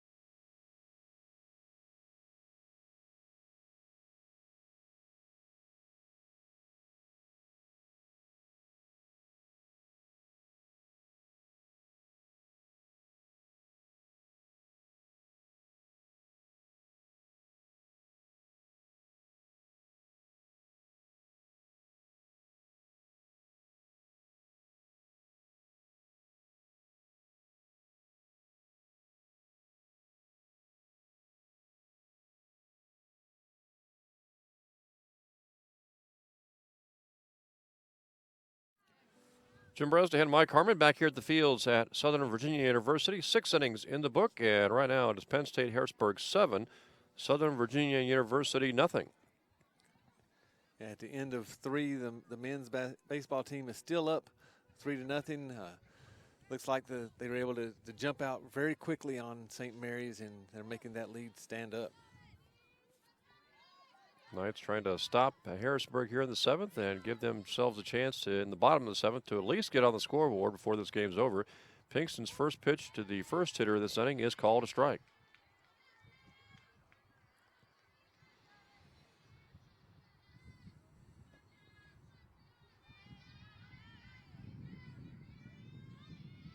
Pinkston's next pitch too high, ball 1.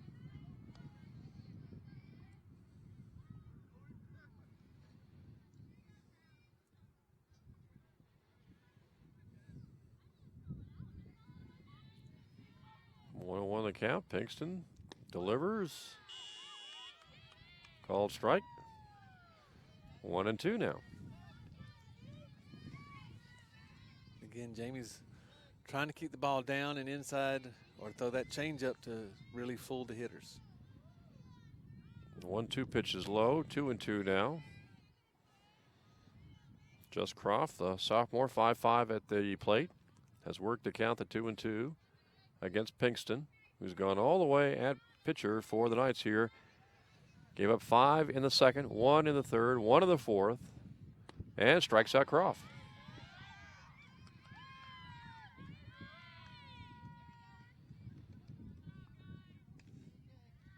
One gone, and Trafka will come to the plate now for the Lions. Trafka's 2 for 3. Been seeing the ball very well and putting it into the places, and hadn't really got some hard hits, but just enough to get on base. Pinkston's change up outside.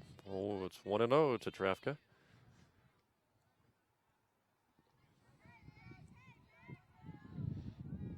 Pinkston keeps trying, Mike, to occasionally toss in that change up. That one's a called strike. Yeah, and you want to do that to really keep the hitters timing off balance. Plus, it makes your other pitches look that much faster. 1-1 to Trafka. High there, 2-1 now. You know, I'd almost like to see Jamie throw 2 changeups in a row and then come back with maybe a screwball up in under the hands. She has pitched well, as we mentioned, in that 2nd inning when Harrisburg got 5 runs. Not a whole lot of hard hitting by the Lions in that 2nd inning, but yet they were able to put together a good 5-run inning. Yeah, there's only 2 or 3 balls that left the infield. The rest of them are infield bunt coverage mistakes that the infielders from the Knights have really cleaned up. 2-2 the count, low that time. 3-2 now to Trafka.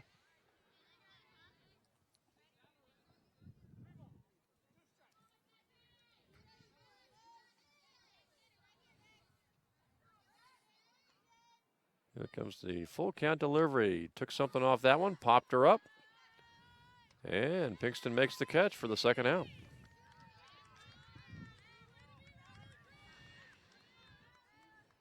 So 2 gone here for Harrisburg in the top of the 7th, and Errol Sowers, the 5'7" freshman, steps in for the Lions. And they've been able to keep Sowers in check. She's 0 for 3 so far. Yeah, and that one's grounded up the middle and a base hit. And, of course, I give them the kiss of death on that. That was a seeing eye single, Mike, right between the second baseman and the shortstop. So Sowers is on, and coming to the plate now will be Rupicus, who's had a pretty good game, too. Yeah, she's also 2 for 3. But the last time up at bat, they were able to retire her for the first time. Pinkston's pitch. Runner nearly went on a steal, but back to first base goes the base runner. Yeah, sometimes the balls, those infields, your feet can slip out from underneath you, so you really have to make sure your footing's there. Another pitch by Rupicus, driven, but it's going to be foul to left field. And so Pinkston got a strike on her now.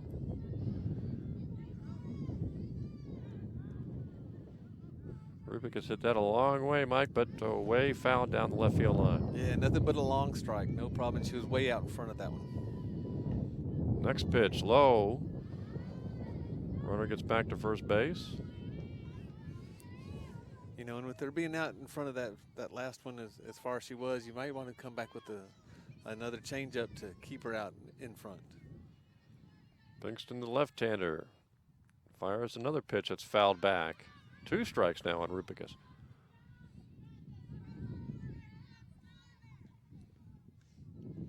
Well, what we could say about Jamie Pinkston is she's done everything she can to make sure that she gives her team the best chance possible to field the ball and to keep them in the game. She's not a major strikeout pitcher. She's a to-contact pitcher, and the infield and outfielders are just really going to have to work hard to back her up. That pitch, a low pitch, popped up. Catcher dives, can't come up with it. Ruled fair. And so now it's first and second for Penn State Harrisburg. Yeah, when Lainey Thompson touched that ball, she was in fair territory. That's why it was a fair ball. So 2 on, 2 gone here in the top of the 7th.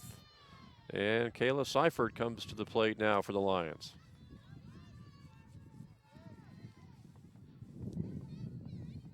And getting this out right now is the most important thing for the Knights in order to keep it at a 7-run game. You don't want to try to have to manufacture any more runs than the minimum necessary. Called strike there. Runners at first and second. 2 outs in the inning. Seifert is the hitter. Pinkston the pitcher. And it's 7-0 in the top of the 7th inning. Pinkston's pitch hit on the ground. Left field line. Base hit to left field. 1 run will score. Other runner's going to stop at second. Single by Seifert makes it 8-0 here in the 7th.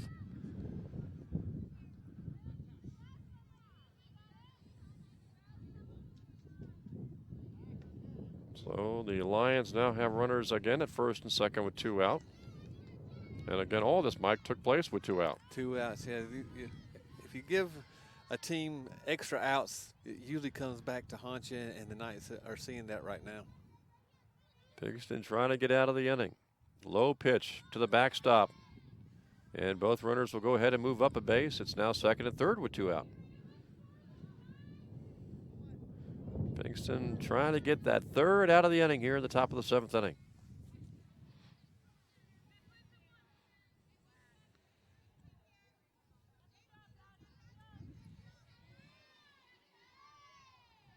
Pinkston's next pitch, little high, ruled a ball. You know, it seems like when you just give the team extra outs, bad things will follow to just one right after the other. Pinkston delivers, called a ball again, little high.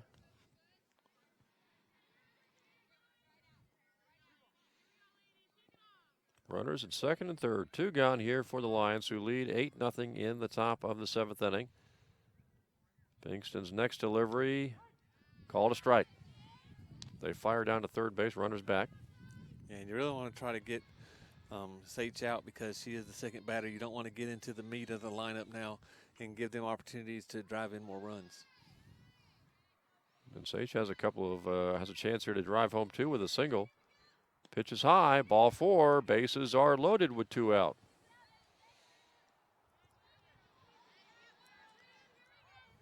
And really, so far this game has boiled down to free passes and errors, Jim.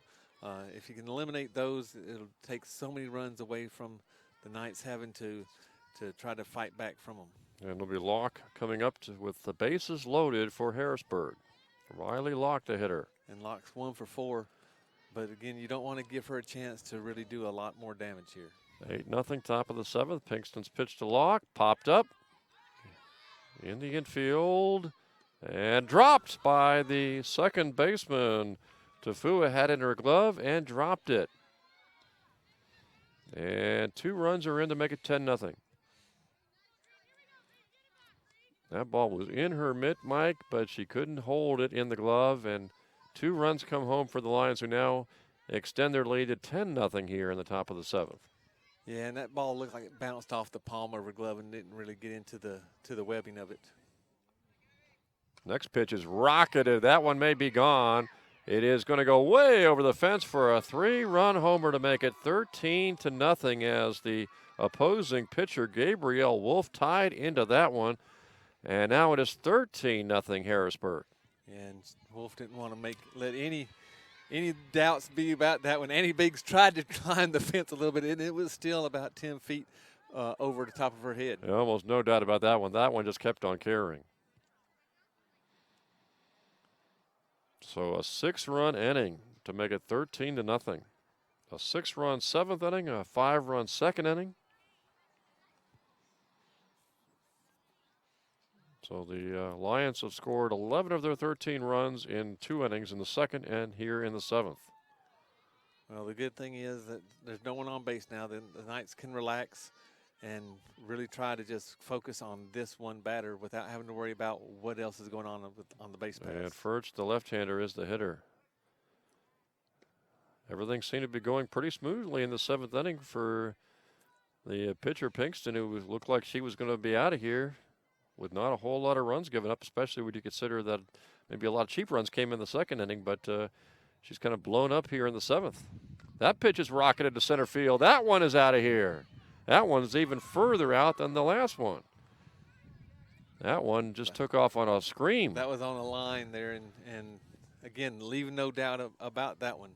It got out of here maybe fast. Perhaps here, Mike, Pinkston simply has run out of gas. As Furch hits left-hander on left-hander, shot over the center field fence to make it now 14-0. And they've timed her down really good right now. The best thing she could probably do to try to get out of this is go back to that changeup and keep it down and away from the batters. So 14-0 Harrisburg. They have scored 7 times here in the 7th inning.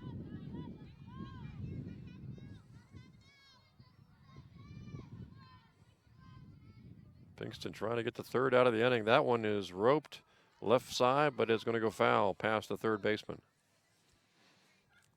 Hitter Jess Croft, sophomore from Lebanon, Pennsylvania, 5'5". Good effort over there at 3rd base by Michaela Brown, diving over trying to desperately get that 3rd out. Relatively close game until here in the 7th inning. It was 7-0 entering the 7th. Now 14-0. Lions on top, and that one's fouled back for 2 strikes. And after that 2nd inning, the Knights had really settled down and given up only 2 runs, and played really well from the 3rd to the 7th inning. 2-strike pitch by Pinkston, low.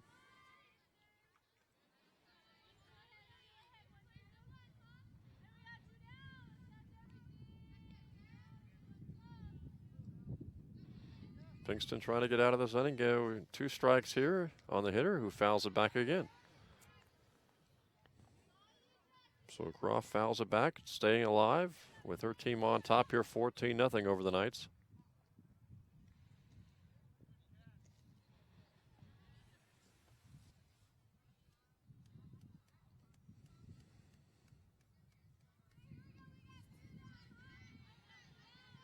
Pinkston will again try to get the 3rd strike, the 3rd out of the inning, to get out of this inning after the Lions have scored 7 times. That one is called strike 3, and the Knights finally get out of the inning. They give up 7 runs, though, and Harrisburg in the bottom of the 7th with a big lead here. Your score again, Penn State, Harrisburg 14, and Southern Virginia University nothing.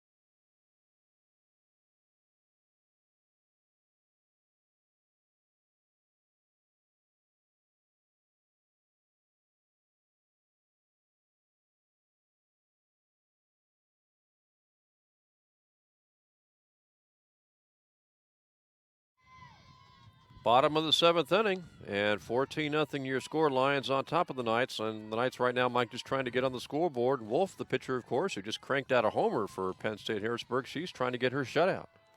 Yeah, the Knights don't need to be thinking about what can we do to score 14 runs. They need to be thinking about when they get up to bat, they need to get onto base. Anything they can do to get onto base, they need to start doing that and then let runs maybe accumulate. They haven't had a whole lot of base runners. Of course, we had Biggs with a double a few innings ago, and they had the initial inning had a runner get to second base who was then thrown out trying to steal third, but very few opportunities in this ball game offensively for the Knights. Yeah, really the only offensive star that there is has been Annie Biggs, and she's been on base 2 out of 3 times. 14-0 lead for Harrisburg. Pitch is swung on and missed, and another strikeout for Wolf, who has just thrown a great ball game today. Gabrielle Wolf, the 5'6" senior from New Milford, Pennsylvania, has a shutout going, Mike. In that last inning, she also hit a homer over the center field fence, a 3-run blast. That was followed by another home run over the center field fence as well. Yeah, Wolf's been really dominant, not only in the pitcher circle, but at the plate, as you mentioned. That pitch is high. Montano is the hitter. I think she's looking for her first hit today. Here comes the next pitch by Wolf. A little inside. And they've been calling that inside pitch consistently a strike all day. The Knights should have made that adjustment a long time ago. Next pitch. A little high that time.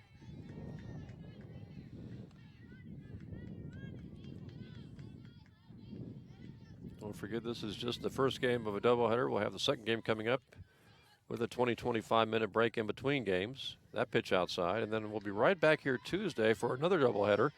Women's softball against Mary Baldwin. It'll be a little bit later on in the day. The sun will be setting. Nice setting up here when that happens. That pitch swung on and missed. Full count now. Losina needs to just shorten her swing up a little bit, make contact, try to find an open spot on the green someplace. And Wolf's 2-strike pitch is hit towards the outfield, and the left fielder is able to grab it for Harrisburg for another out. Just hung up in there a little bit too much, allowing Trafka to come in and make that play. She's flying to the outfield now twice, Mike. To left field both times, I believe. Again, this is the first real pitching they've seen almost in about a month on the outside. That pitch is fouled back by Michaela Brown. 2 outs in the inning here in the bottom of the 7th. 14-0 Harrisburg on top. They scored 5 runs in the second, a run each in the third and the fourth. Came back with 7 in the top of the 7th inning. Knights have gotten a base runner to second a couple of times, but no further. Down to the last strike now. Wolf's pitch high. And Brown's just looking for something to put into play and hopefully cause either the Lions to make a hard play or to find an open spot on the field to maybe start a 2-out rally. And that pitch is outside. Wolf's trying to complete her shutout today. And we'll see what the pitching matchup looks like in game number 2 of the doubleheader. That pitch is hit right back to Wolf, who grabs it, and that is the ball game. So an impressive victory by Penn State Harrisburg in game number 1, Mike, of this doubleheader. Specifically, Wolf, the pitcher, getting a shutout and also hitting a 3-run homer. Yeah, Wolf was really dominant in that game. Only allowed 2 hits. The box line was for the Penn State Harrisburg Lions, 14 runs on 16 hits with 1 error. The Knights, no runs, 2 hits with 4 errors. So final score again in game number 1, Penn State Harrisburg 14 and Southern Virginia University nothing. We will take a little break here from the fields at Southern Virginia University. Stay with us. Game 2 just a few minutes away. Again, the final in game number 1. Harrisburg 14 and Southern Virginia University nothing. Now we'll take a little break here from the fields at Southern Virginia University.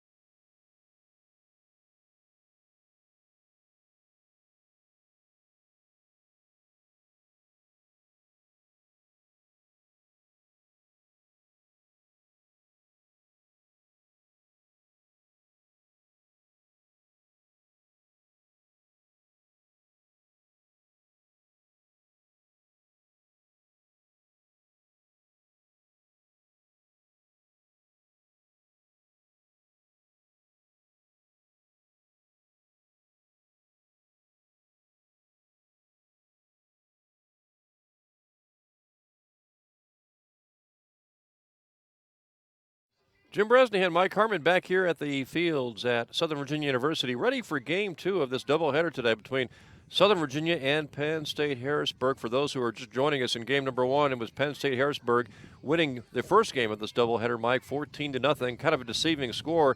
It was 7-0 going to the top of the 7th, but that's when Harrisburg erupted for 7 runs in that top of the 7th inning to eventually go on to post a 14-0 victory. And we are ready to go here in Game 2 with the starting pitcher, Annie Biggs, who had a pretty good game in game number 1 for the Knights, and she is the starting pitcher for the Knights here in Game 2. Yeah, Annie did really well out in center field.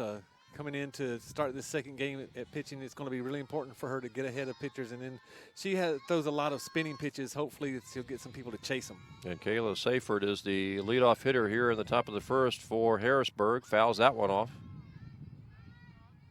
So the Knights just have to put game number 1, 14-0 pasting they took behind them, Mike. And again, it was kind of a deceiving score. It was a relatively close game. Harrisburg had 5 runs in the second inning, a single run in the third and the fourth. And Pinkston, the pitcher for the Knights, kept it close until the 7th when, again, a couple of home runs by Harrisburg really put the game out of reach. Well, it was the mistakes that really got the Knights in the second inning, mistakes with bunt coverage and allowing them to really just keep on getting on base. And the errors throwing to first base caused some runs to come in. In the 7th inning, it was the mistakes and errors of allowing extra outs. After getting 2 outs, allowing a walk, and then the floodgates really opened up. Knights were able to get a couple of runners to second base in that first game, but never past second base, and thus the shutout for Penn State Harrisburg in game number 1. Yeah, Gray was just phenomenal in the pitching circle. Seyfert draws the ball out to the outfield, center field, making the catch for the Knights will be Keely Gray, and Gray puts away the first hitter with that catch out in center field. So 1 up, 1 down for Harrisburg here in the first inning of game number 2. Yeah, a couple changes for the Knights. Annie Biggs in pitching. Jamie Pinkston goes to second base. Maggie Tafua goes out to left field, and Keely Gray comes in to play center. And here's Biggs facing the second hitter of this ball game for Penn State Harrisburg, missing on the first pitch. Penn State Harrisburg, after that first game victory, now 7-2 on the season. The Knights dropped to 0-4 on the season. That one is roped to center, right at the center fielder who puts it away. So Gray puts away a second put out in this inning, in the first inning of this second game, and 2 quickly away for the Lions. And Riley Locke is now the hitter for the Lions with 2 gone quickly here in the top of the first inning.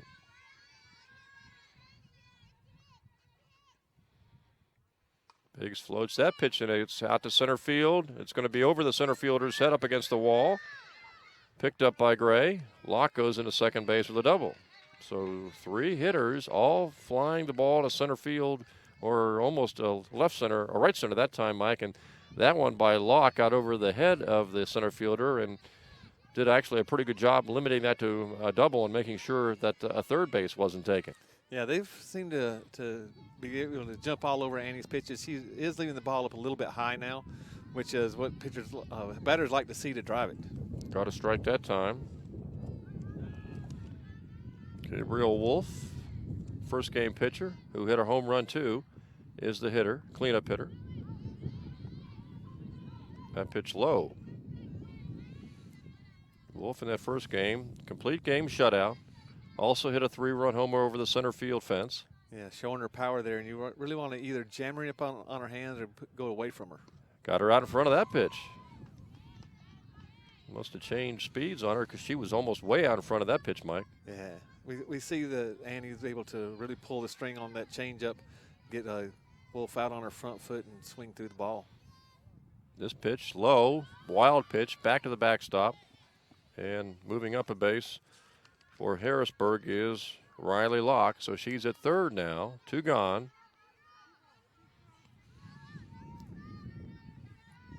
Now again, dangerous time for the Knights. You don't want to let that pass ball turn into a run for the Lions. Here's Biggs' pitch, and it's roped over to right field, and it's called foul. That was foul by inches, Mike. We got a good look at it down the right field line, and That thing was tailing away from the right fielder, and that ball hit almost right on the line, but definitely hit an inch or two in foul territory. Yeah, that was awful close. If a few blades of grass were errantly sprayed paint white, that might have been a double or triple into the corner. So Wolf takes this pitch, drills it over the third base bag, fair, down the left field line. Wolf will stay at first base, and she delivers a run-scoring single, and it's 1-0 Harrisburg here in the first inning. Yeah, unfortunately, they are really just tattooing Annie Biggs right now. Annie's, again, leaving the ball up high, and this is where the power hitters really like to see the ball. Unlike Pinkston in the first game, who, again, gave up 14 runs, 7 of those runs were earned, 7 unearned. But she didn't really run into real problems until that very final 7th inning. Yeah, just 2 innings really caused a lot of problems, the second and the 7th inning. Again, mistakes led to those innings opening up for the Penn State Harrisburg Lions. First, the left-hander drills a single up the middle past the shortstop. Wolf will stop at second. Harrisburg with 2 gone here. Now runners at first and second base. And coming up to hit will be Erica Love, 5'6" senior. And it's really important that Annie give the Knights some innings right now. Jamie Pinkston, we noticed that she was running out of steam in that last game. She shouldn't have to come back in and pitch in this game, so it's going to be important that Annie really settles down and settles into keeping the Lions off balance. First pitch of all. Biggs with the second pitch. Swung on and missed. 1-1 the count. And I know all pitchers want to be known as that hard thrower and that strikeout pitcher, but really just changing speeds that much, showing a drop ball and then a changeup really confuses the hitters. This one is hit to the left side and pulled in by the shortstop. Yeah, McKenzie did a great job ranging to her right there, able to get out onto the outfield grass and make that play, limit the damage to only 1 run. We'll take a break, half inning. After a half inning, your score is Penn State Harrisburg 1, and the Knights coming up, and we'll take a little break here from the fields at Southern Virginia University.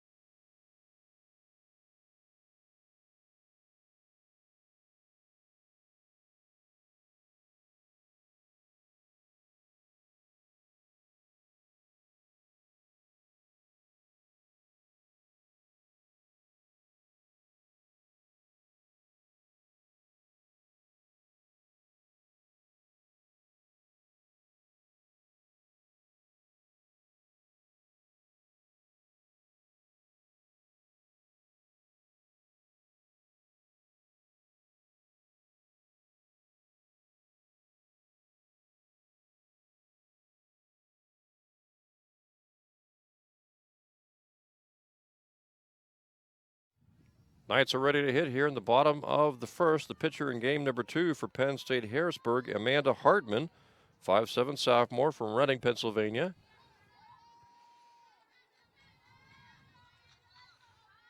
Harrisburg got 1 run in the top of the first. And the first pitch grounded to left field for a base hit.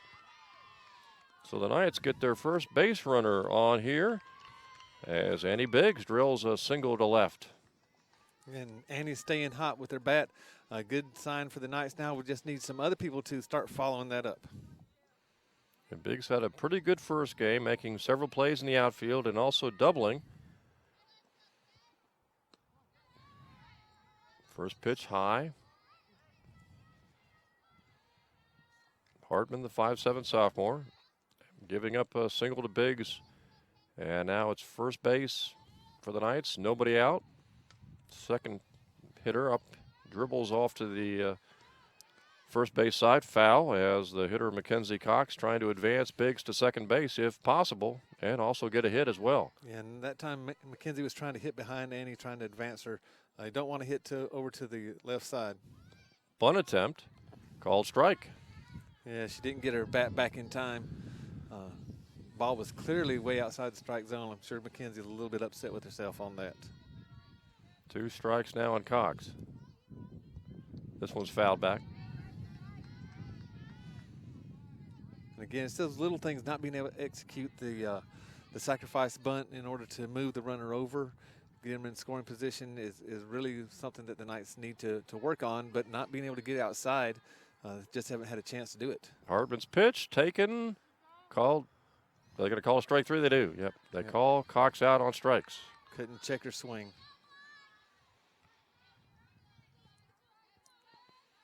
So a strikeout for Hartman, 1 gone. Biggs at first after she got a single. This one swung on and missed. You know, the Knights are way behind the pitch right now. They need to either adjust their batting stance where they get a little bit further back in the box or start their swing a little bit quicker. Knights trying to advance Biggs. Strike taken, 0-2. Biggs led off this inning with a solid single, and she is still at first base with 1 out. Hartman's next pitch, ripped to right field, base hit. Right fielder will pick it up. Biggs will go on to third base, and the Knights have it first and third after the single by Lainey Thompson. So a golden opportunity for the Knights. In the first game, they never got a runner to third, I believe, Mike, and now they've got first and third, 1 out, and they've got Atano coming up. You know, that was great running by Annie, knowing that the ball was going to get into the gap. She didn't even check out where the fielders were going to. She knew that it was in the gap and went straight to third. And Atano, of course, hit a couple of balls to left field that were flyouts in game number 1. Hits one of those here, and Biggs will come in on a sac fly. Yeah, Lucina just needs to go ahead and drive the ball deep, hopefully into a gap, but it'll be the first run for the Knights today. Hartman's pitch outside, looks like.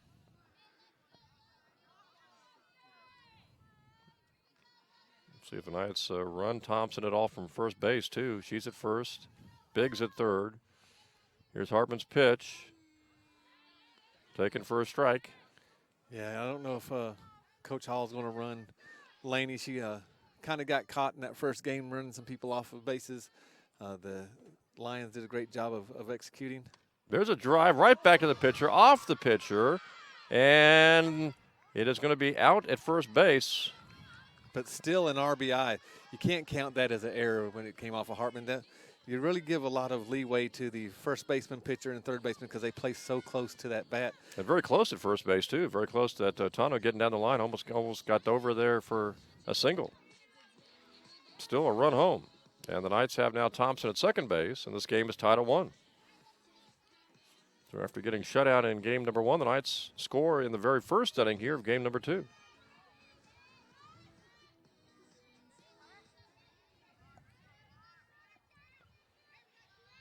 Two out, Thompson at second.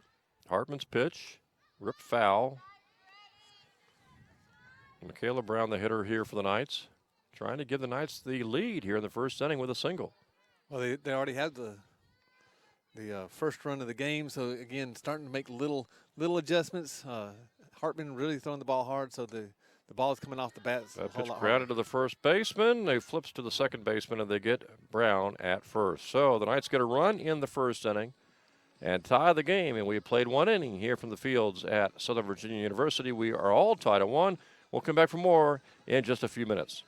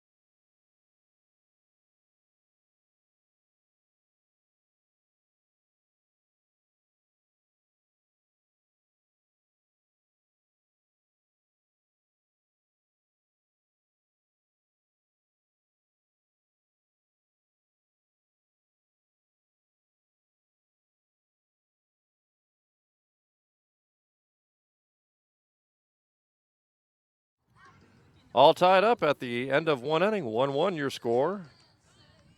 And the Knights will try to shut down Harrisburg here in inning number 2. Andy Biggs, the pitcher. Get a call strike there on the first pitch. And that's the way Annie would really want to start off each hitter is get that first strike. So now she can start throwing and being a little bit more choosy and nibbling at the plate. And the hitter way out in front of that pitch. 0-2 now to Croft. That was a great drop ball by Annie. Just fell off the table.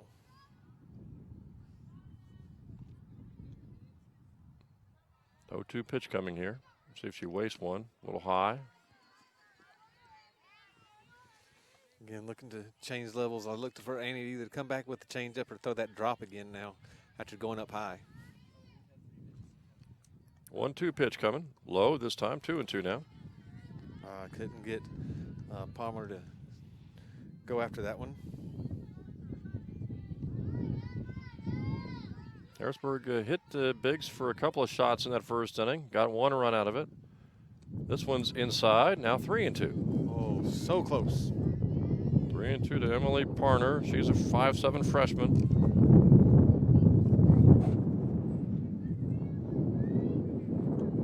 And here comes the 3-2 pitch. A little high outside. Let her get away and ends up walking her, Mike. You know, and we talked about starting the batter off with the first pitch and gave Annie a lot of praise for that, but you don't want to walk that first batter either. That can really come back to haunt you, and that's where the Knights had some problems in that 7th inning. And now a junior, it'll be Jasmine Yannick. She's a left-hander. You've seen a lot of Harrisburg players who did not play in game number 1 playing here in game number 2. Yeah, Harrisburg has a big team, and they're trying to throw some people in, and obviously with the score that it was last time, that probably feeling pretty confident. And Yannick, the left-hander, against Biggs, the right-hander. Biggs' pitch, bunted, and called foul.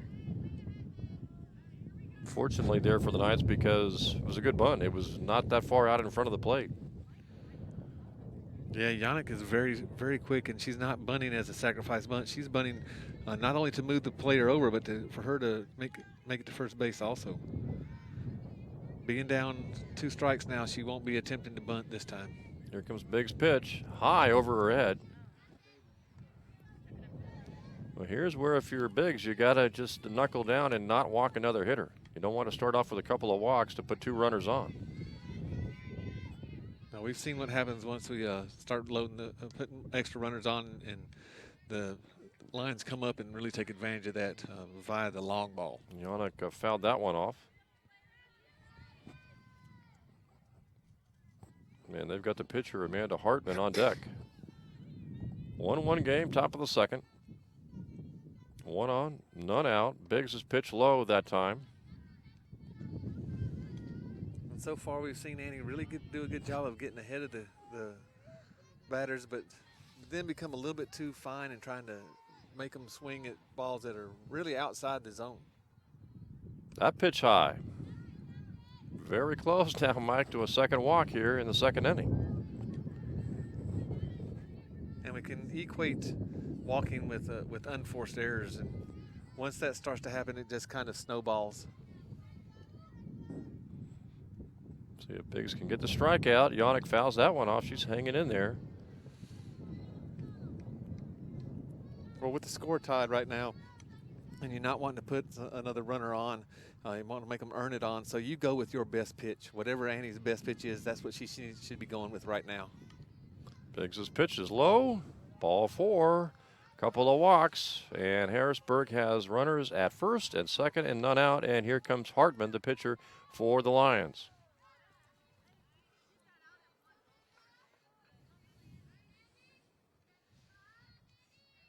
And we'll see if Hartman hits like Wolf did in the first game. Wolf had a 3-run homer in addition to pitching a shutout in game number 1. Hartman showing bunt. Ball 1. And now you got to be concerned if you're a Knights fan here, Mike, about just continued walks that really, without even the ball being hit, could really lead to a big inning here for the Lions. Yeah, anytime you don't make the other team earn their way on, you're just playing into their hands. And now we're getting, after Hartman hits, we're going right back up into the top of their lineup, which can really spell a lot of disaster. Here's Biggs' next pitch. Hartman bunts right to Biggs. She's going to throw to third. It's safe. Went to third, not first. And as a result, it's bases loaded, nobody out. I'm surprised Biggs just didn't turn around and go to first. Yeah, that was Brown there going to third base, and we saw that in the first game too, where they tried to go and get the lead runner. I understand that, but you have to get out in that situation. That was a clear sacrifice bunt. She didn't care if she got to first base or not. Go ahead and get that one out. So now it's bases loaded, nobody out. Couple of walks, a bunt that leads to bases loaded. And now the Knights are trying to get out of a big jam here. Bases loaded, nobody out for the Lions.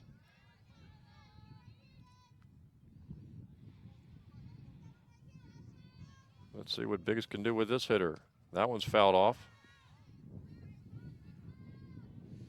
We're back up to Seifert, and if she just gets the ball to the outfield, that is going to be at least 2 runs come in.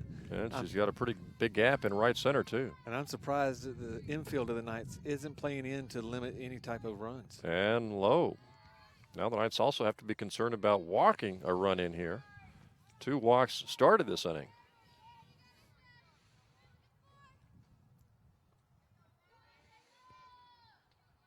Here comes Biggs' next pitch. It's ripped to the outfield. Lazy fly center field. Pulled in by the center fielder who fires, but that's going to be a sac fly. And the other runners move up. Maybe a chance there to throw to third or second to prevent, concede the run, Mike, and prevent the base runners from moving up a base. Yeah, exactly, Jim. And again, not being able to be outside and practice these situations is really coming back to hurt the Knights. There was no way you're going to throw that runner out at home plate with that ball being as deep as it was. Go ahead, get the ball back into the shortstop as quick as possible to prevent the other 2 runners to moving into scoring position. Keely Gray, the center fielder, making the catch, but unable to get the runner at the plate. 2-1. Harrisburg with a 1-run lead now. And they've got runners at second and third, 1 gone.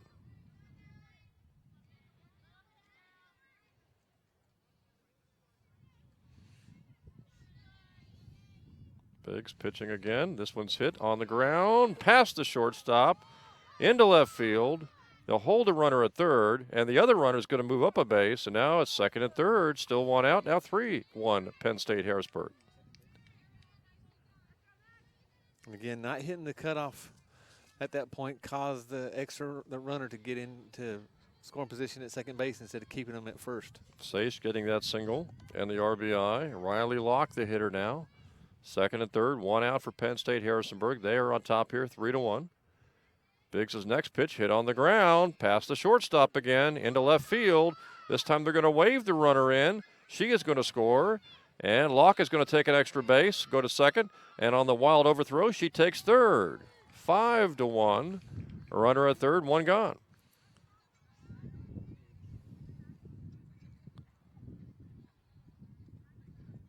So 2 walks to begin this inning, Mike, and suddenly 4 runs for the Lions. Yeah, and it comes back from, I'd hate to say it, but the 2 walks started everything, and now we're starting to see the inconsistency of the Knights' play, not knowing where to really throw the ball when they're bringing it in. There was no way you're going to get that runner out at home plate. Again, do whatever you can to keep the runner off of third. And Gabrielle Wolf is now the hitter with a runner at third and only 1 out in this inning. 5-1 Harrisburg on top. Low pitch. Biggs has been kind of struggling here with her control, especially in inning number 2. Yeah, and it's really important that Annie be able to chew up some innings. We saw Jamie having to throw about 100 pitches in that last game and run out of steam. That's when the Lions really started to tee off on her. This one is hit to right field. Helms makes the catch, fires into the plate, and the runner is called out. Must have made the tag, Mike, as they were going by, and a good strong throw by Helms and a good play by the catcher too. It was very nice. Again, that's the second time we've seen a double play with the outfield assist. Usually don't see a lot of those in softball. They usually try not to make that third out at home plate. So in the bottom of the second, with the Knights coming up, it's now Penn State Harrisburg 5 and Southern Virginia 1. We'll take a little break here from the fields at Southern Virginia University.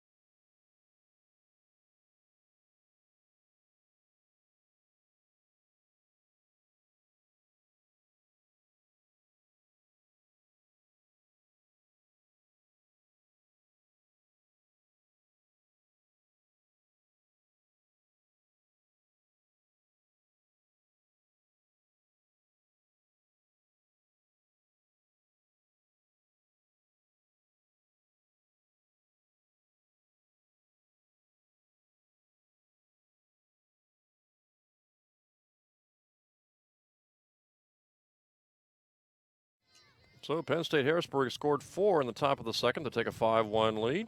Hartman is the pitcher. Pinkston, the first game pitcher, hitting now for the Knights. And she fouls that one off. And Mike, positive news, men's baseball for Southern Virginia. Yeah, at the top of the 9th inning, it's 9-0. It's a conference game. Congratulations to the Knights so far for being ahead. We'll make sure that as soon as that game goes final, we'll let everybody know. Playing at St. Mary's today, game 1 of a doubleheader. Foul by Pinkston. In fact, the men's baseball at St. Mary's today and men's lacrosse at St. Mary's at 4 o'clock. So wouldn't it be something for the baseball to take a doubleheader and the men's lacrosse team to win as well? Oh, it'd make that ride back from St. Mary's so much May sweeter. not make the folks at St. Mary's too pleased, No. but Pinkston takes a ball there. Yeah, but we're not doing the St. Mary's broadcast, so. Well, Harrisburg got 4 runs and also had a runner thrown at the plate. Could have been much worse in the top of the second. Still a 5-1 lead as Pinkston lifts a fly to left. It is pulled in by the left fielder for Harrisburg. And 1 gone here for the Knights in the bottom of the second. And I'm sure going forward in innings 3 and hopefully 4 and 5, Biggs has just got to work on her control a little bit. because she had a couple of walks to start that inning in the top of the second for the Harrisburg Lions. Yeah, it all started with those 2 walks that Annie issued, and anytime you give them those free passes, it's just easier and easier to score. 1 gone for the Knights here in the bottom of the second. Hartman dribbled to second base, and the second baseman, Seifert, makes the play and throws out Brandon for the Knights. So now 2 gone for the Knights. Nobody on here in the bottom of the second for Southern Virginia. And they're down here 5-1. Lost the first game 14-0. A game that was only 7-0 going into the 7th inning, but Harrisburg scored 7 runs in the top of the 7th in game 1.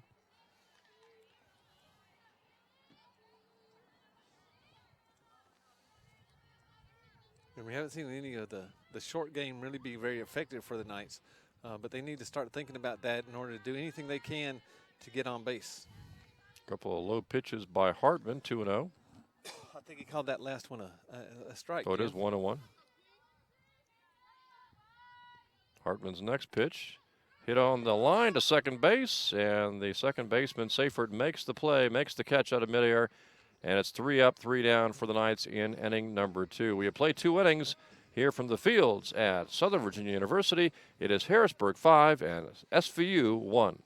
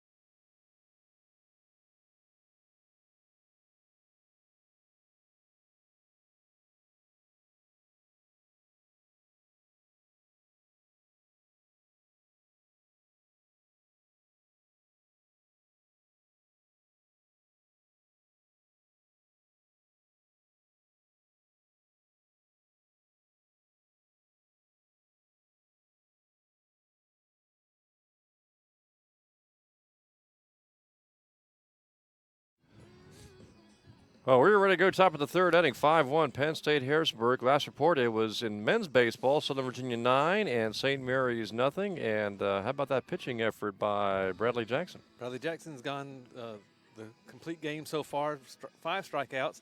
I think the Knights have even added another run to that at the top of the 10-0 now. So here it is, 5-1 Harrisburg in women's softball action. They won the first game 14-0. With Jackie Furch, the left-handed hitter, up there right now for the Lions. They scored 4 in the second. And Jackie's 1 for 1 with a hard hit ground ball at the center field. And a couple of low pitches there for Biggs, who really ran into some control problems in the second inning, walking the first 2 hitters, trying to avoid that here in the 3rd. Yeah, she's struggling right now, and finding the strike zone is very paramount. Again, don't want to put anybody on base because we've seen what the Lions do when we do put them on base. Another pitch outside there. See if Furch takes this one. Low pitch, ball 4. You know, and looking at Annie's movement, she's not really exploding off the rubber. She's kind of stepping right now, and she's got a more up and down movement, which is not very smooth. So she's going to have to find that movement with her lower half of her body before her arm will catch up and find the strike zone with the control. And Erica Love is now the hitter here for the Lions with a runner on first. High pitch. And if you're the Lions, at least at this stage of the game, maybe you start taking pitches and until she can really throw a strike. Yeah, you want to make sure that you don't go up there and swing at anything but something that's right down the middle. With the control problems that Annie's been showing, you might not find a 2 or 3 strikes in a row. Biggs pitching again. Looks like that's inside, 2-0. So the last inning, they started off with a couple of walks and ended up with 4 runs. First batter for Harrisburg here in the 3rd inning is walked, and now it's Biggs still looking for a strike with batter number 2, and there is a called strike.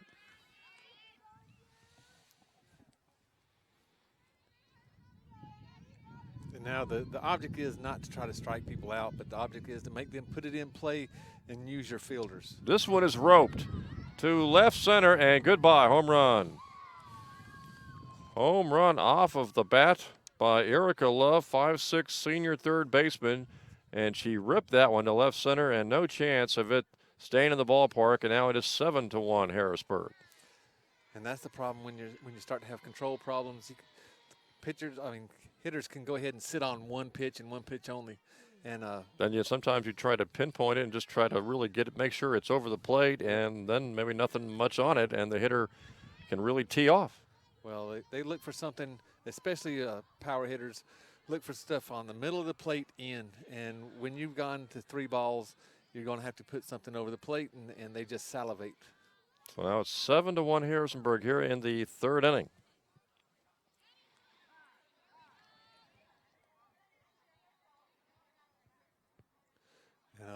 Shades of Wrigley Field there when the fans threw the ball, a home run ball, back onto the field. See if Biggs can get her pitching under control here. There's another pitch that's low. 2 runs here in the 3rd, 4 runs for Harrisburg in the 2nd inning. They have scored in every inning so far. 7-1 lead. Biggs' pitch low and inside. And now it looks like a little conference here, Mike, as Biggs tries to work on her control. Yeah, Coach Hall probably going out there and telling her the same thing that we just talked about. She's not really exploding off. And if you don't explode off the pitching rubber when you're using and use your bottom half of the body, the arm just lags behind, and then you have no control whatsoever. Your release point is so far off that you just can't find the strike zone, and that's what we're seeing with Annie right now. Emily Palmer is the hitter. You know, we're sitting out here in right field. We could almost have a conversation with the right fielder, Katie Rose. I thought you were going to there for a second. We might. She was in my health and wellness class last semester. That's how I know her. Let's see if Biggs changes her pitching at all and tries to regain that control. That one looked a little better. That was called strike. Much better, especially exploding off at the lower half of her body.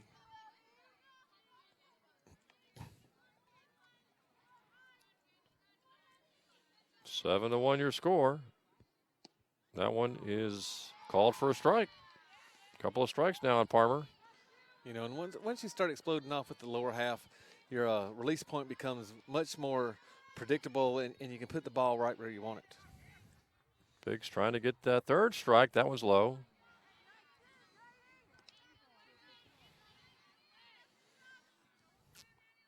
So we'll see if she can take care of Palmer here after the Lions have scored a couple of runs here in the top of the 3rd inning. Swung on, fouled back, and Palmer just got a piece of that one. And that was another nice pitch by Annie, way out of the zone, made it look like very tempting. Thought it was going to be a strike and just dropped off the table at the very end.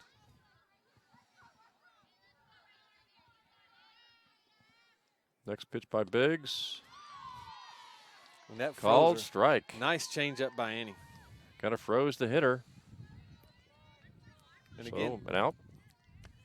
I don't know how else you can call for it or ask for it, but hopefully we see more of that changeup being used, not only by Annie the rest of this game, but by Annie and Jamie the rest of the season. Now it's Yannick, the left-handed hitter. Biggs' pitch. Looked like the Knights were expecting maybe a bunt there. Came charging in. Yeah, Yannick's either going to slap it or she's going to try to do a little sneaky bunt. Next pitch is outside, it looks like. 2-0 count here to Yannick. And you don't want to be too fine now. You're working with the number 8 batter. Go ahead and let her put it in play. Let your defense work. Fake bunt that time, taken for a strike. As Yannick could not hit the ball. 2-1 now. Yeah, the last thing you want to do here, Mike, is put the 8 and 9 hitters on and then go to the top of the order with runners on base. Yeah, and we've seen the damage that they can do when that happens. Yannick takes another strike, trying to reach out and slap the ball. So now you'll see the corners play back a little bit further now with 2 strikes. You don't find anybody ever bunting, because if you do bunt the ball and it goes foul on the 3rd strike, that's a strikeout. Biggs gets Yannick to slap the ball to 3rd, throw to 1st, and they get her. That was close, but looks like the ball got there just a shade before she stepped on the base. So 2 gone now here in the 3rd. And coming to the plate will be Amanda Hartman, the pitcher for Harrisburg. And that visit to the mound really seems to have paid off in the last 2 hitters. Yeah, I'm sure that Coach Hall just talked to Annie about her mechanics, and we saw her motion to where her release point was. And again, that goes back to Annie using her legs a little bit more to push off the pitching rubber. Hartman fouls that one off. 6-run lead here for Harrisburg in the top of the 3rd inning as they won the first game of this doubleheader 14-0. And we'll have a doubleheader for you coming up on Tuesday. Mary Baldwin, the opposition, Tuesday at 5 o'clock. This one is hit to the shortstop. Cox, the long throw over in the dirt, bobbled by the first baseman, and Hartman is safe. And I'm not sure even if that had been bobbled by the first baseman, Hartman probably still would have beat the throw. I think she beat the throw. And you see how far back Mackenzie Cox is playing. If she's going to play back that far, she's really going to have to start to charge the ball to her left and right to cut it off before it gets back to you. If you ever play that far back in softball and let the ball come to you, the runners are going to be safe. So 1 on, 2 out. Hartman, the runner at first base. 2 gone, 7-1 your score. 2 runs already in here in the 3rd inning for Harrisburg.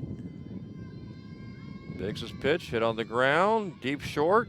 Cox keeps it in the infield, but it is going to be a single, infield single, and now 1st and 2nd with 2 out. That was a nice job by Miss Cox, ranging to her right, keeping the ball in the infield, not allowing the runner to go to 3rd base. Looks like Saish is the hitter now for Harrisburg. They've got runners at 1st and 2nd, 2 gone in the top of the 3rd. 7-1 Harrisburg on top here. Biggs ready to go. Low pitch. Ball 1. You know, and we go back to allowing runners on when you have a chance to get that 3rd and final out. There was the opportunity there to get that 3rd and final out in the inning. Didn't make the play, and now we're going to see if the Knights can get out of this. Ground ball to 3rd, and the 3rd baseman will go ahead and take and step on 3rd base as Brown makes the play and gets the 3rd out of the inning. We have played 2.5 innings here from the fields at Southern Virginia University. Your score, Harrisburg 7 and SVU 1.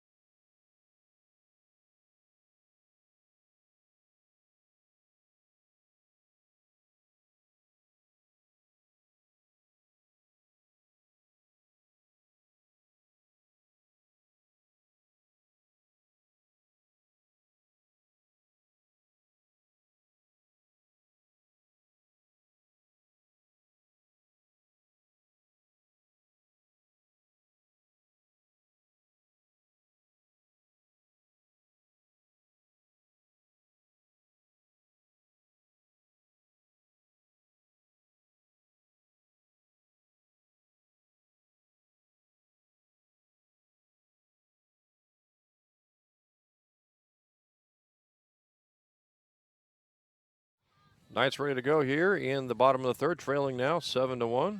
And Mike, the men's baseball team continues to roll at St. Mary's. Lucas Smith, I guess, one of the hitting stars, and of course Bradley Jackson, the pitching star today for the Knights in Game 1 of their doubleheader at St. Mary's. Yeah, they're still in the ninth inning, up 10-0. Hopefully they can finish that game out and get on to their next game and continue this roll that they're on. Katie Rose Helms, the right fielder for the Knights, the leadoff hitter in the bottom of the third, 7-1. Knights trail. Lost the first game 14-0. Hartman just blowing that ball by Helms, gets the strike and a strikeout. Really came after her. Didn't waste any time. Yeah, Hartman's just rearing back and throwing hard stuff. I don't know if can't see really what type of movement she has, but she's just coming at them as hard as she can. And easier to do, I suppose, when you got a 6-run lead too. And Harrisburg has really lit it up the last couple innings. That one is roped to third base, caught by the third baseman. Easy out as Annie Biggs drills it to third, but it's caught by the third baseman. And 2 quick outs for Hartman here as she bids to have an easy third inning. And a very quick third inning, already 2 outs in this inning. Yeah, total of 5 pitches so far. Hartman is really trying to be as efficient as possible. That went a little high and outside. 1-0 the count. Hartman's pitch grounded to second base. Over to first, and a 1-2-3 inning for Hartman as she was able to get Cox out. We have played 3 full innings here from the fields at Southern Virginia University. Again, your score here, Harrisburg 7, the Knights 1.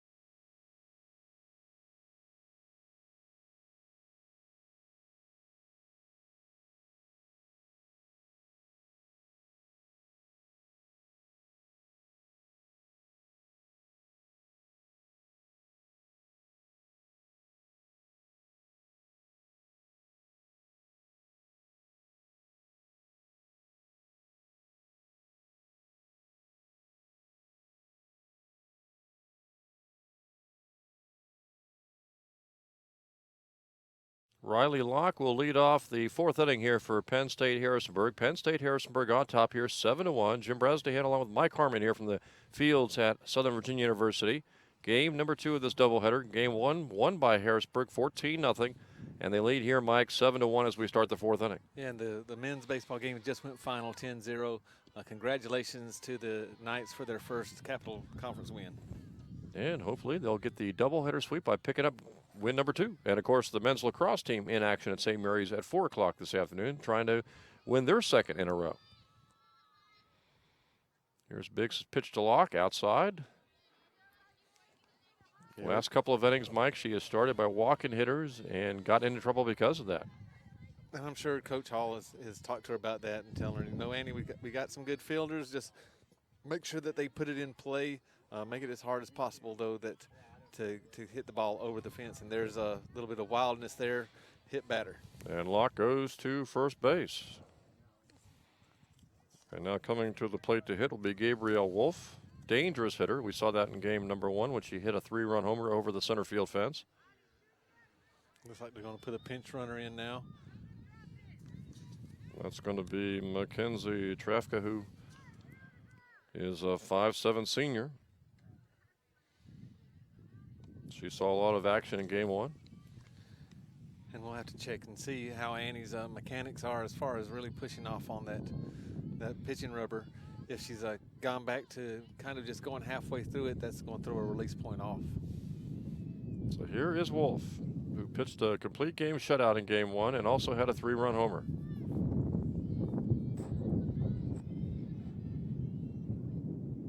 Big's first pitch to Wolf is rolled foul.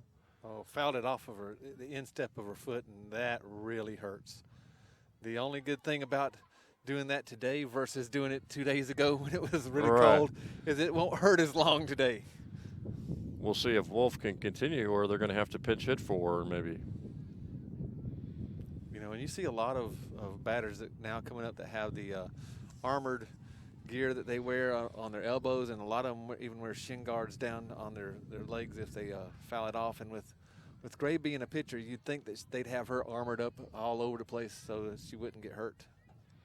Seems to be walking okay, so we'll see if she stays in there. Well, from experience, I know that hurts just tremendously. You can't describe the pain that shoots through your body as soon as that ball bounces off the instep. So she's going to hang in there and keep hitting.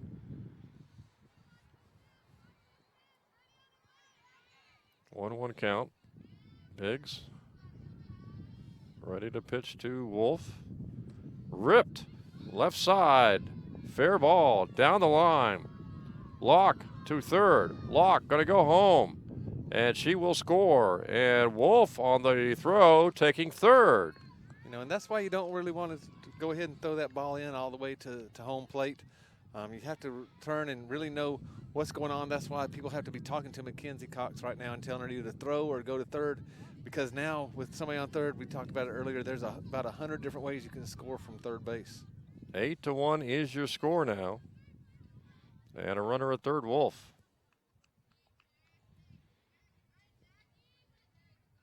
Here's Biggs pitching to Jackie Furch, left-handed hitter.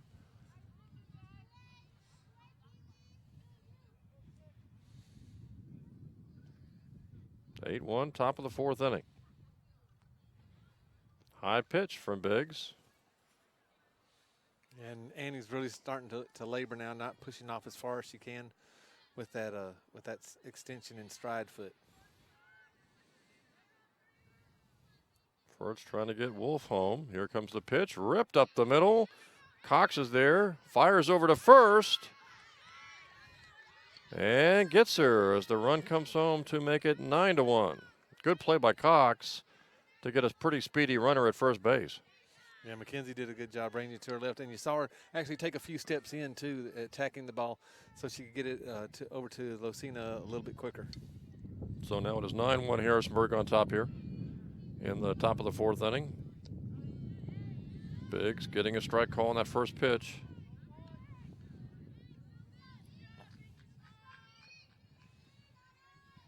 Well, control has been the problem today, Mike, for Biggs as the second game pitcher.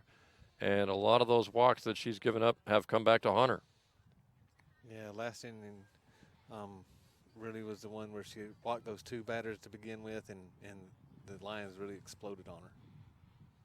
And now it's an 8-run lead here for Penn State Harrisburg. This one is hit down the left field line foul. Erica Love, who I believe was the one who hit that home run over the center field fence earlier in the ball game. Yeah, she came up right after Gray, and they went back to back.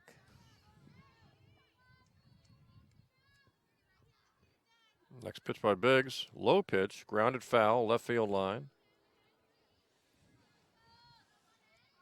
You know, and Annie doesn't throw the ball with a lot of speed, but what she can do is change the eye height of the batters, but also mix in that changeup a little bit more. You see how far front out the batters are. A changeup right now would probably produce a strikeout. Pitch on the outside, but called a ball.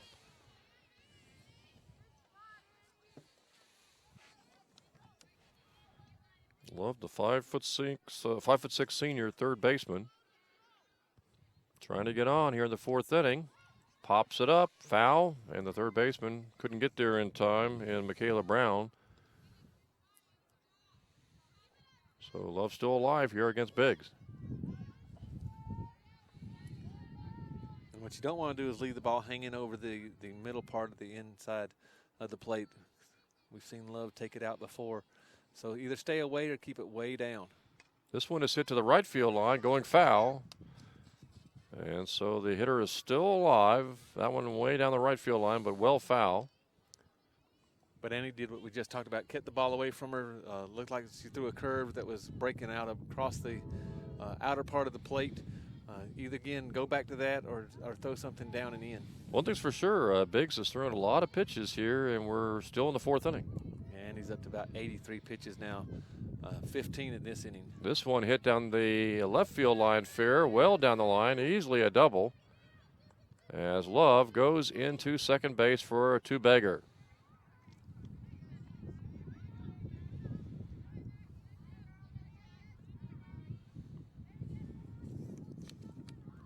And now it'll be Emily Palmer to the plate for the Lions, after Love doubled down the left field foul line. Well, the one thing that has happened is Annie's settled down a little bit. Hadn't walked as many this time. Unfortunately, they just haven't been able to make the plays to keep the ball on the infield. Biggs trying to get out of this fourth inning. Already surrendered a couple of runs. Gave up 4 runs in the second, 2 in the third, 2 here in the fourth. Also a run in the first inning. Knight scored in the first inning. Only run of the doubleheader so far. Not been able to do much since then against Amanda Hartman, the pitcher for Penn St Harrisburg. Yeah, Hartman has that big lead now. She's just going to attack the hitters, not even try to fool them. Biggs' pitch up high, called a ball. You know, and Annie doesn't want to. You don't want to try to be too fine right now. I know they've been hitting her a little bit, but you're at the 7, 8, 9 hitter now. Go ahead and attack them. Biggs pitching, ball hit down the left field line, foul.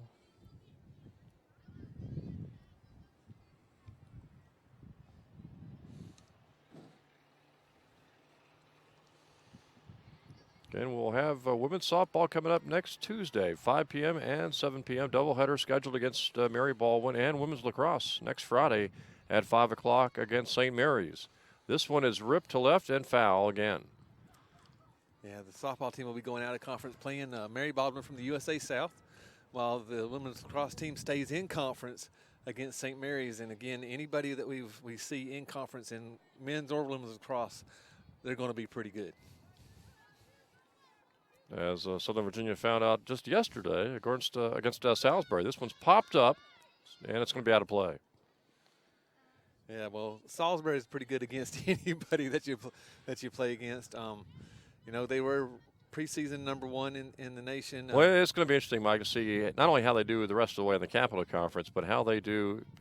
I assume they're going to through tournament. You know, you wonder if that team can just get better and better as the season goes along, and maybe defend that title. I think they're starting to hit their stride now. The 2 losses they have are to ranked teams, and nice play there. Grounded to third, but overthrowing the first baseman is Michaela Brown, backed up by the right fielder, so the runner will stay at third base, and Harrisburg has runners now on the corners. So Brown made a good play to reach the ball, Mike, but then threw it over the first baseman's head. Maybe rushing her throat for just a tad.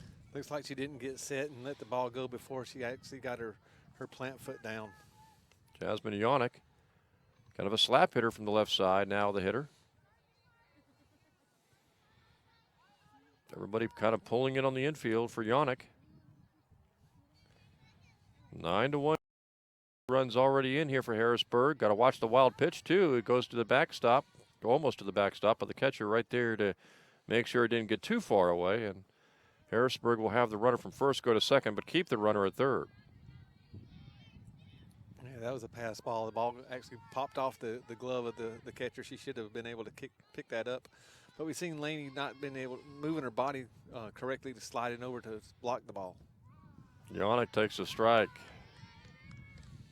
Biggs trying to work out of further trouble here in the top of the fourth. Already trailing 9-1. Runners at second and third for Yannick for Penn State Harrisburg. Here comes Biggs' next pitch. A little high. Yeah, and Annie doesn't want to lose this one right now. She wants to go ahead and attack Yannick as much as possible. You see her kind of turning out of the way, flinching. This pitch swung on and missed. Good pitch there by Biggs. Came right on into her. And now we'll see if Biggs can put her away with runners at second and third and 2 gone. Yeah, it looked like Annie threw that drop ball again. That went down and out. Biggs' pitch. Yannick swings, grounds it right back to the pitcher who throws to first. Must have been just 1 out. And now there, I believe, are 2 gone. And they're still at second and third. They did a good job of Mike that time, not only getting Yannick a pretty speedy runner at first base, but also making sure the runner from third did not advance to home plate. So now second and third as Biggs tries to work out of further trouble after giving up 2 runs in this inning. This one is hit, grounded, and foul. And again, the lower part of the batting lineup, even though they may have really good batting averages, if they are called on to produce RBIs, sometimes they're not the greatest producer of RBIs, and so we saw that slap hit go right to Annie. Annie did a nice job throwing it over to Losina chest high, and then Losina was able to make sure that no one was moving forward. And that one is called a ball, so it's 1-1. Second and third for Harrisburg. They're already on top here, 9-1. Biggs trying to work out of further trouble. Pitches, a little outside, called ball 2. Well, that must have been a little bit outside and a little bit up because it looked good from here. Amanda Hartman, the hitter, also the pitcher today for Harrisburg in game 2, takes it inside for ball 3. And this is your number 9 hitter, and with 2 outs, you really want to attack her, make her do something that she's probably not comfortable with in driving in runs. Seifert is the on-deck hitter, the number 1 hitter. This one is ripped. It's left center field, and 2 runs are going to score. Knights are able to get the ball back in. Hartman gets a double, 11-1 Harrisburg. Yeah, Hartman there, 1 hop defense. And he came right down the middle on that. Didn't want to walk her, but gave in a little bit too much. And so now it's a 10-run lead for the Lions, who won the first game by 14. Hartman is at second. Kayla Seifert, sophomore, the hitter. Biggs gets her to foul off down the right field line for strike 1. And now we're back to the beginning of the lineup again. I know there's 2 outs, but we've seen where the Lions have done a lot of damage with 2 outs. And a lot of damage since the first inning. They were held to 1 run, Mike, in the first inning, and they have piled on the run since then. 10 runs here in the last 3 innings. Yeah, a lot of hope in that first inning, especially after the Knights answered that with their own score. Another foul off, 0-2.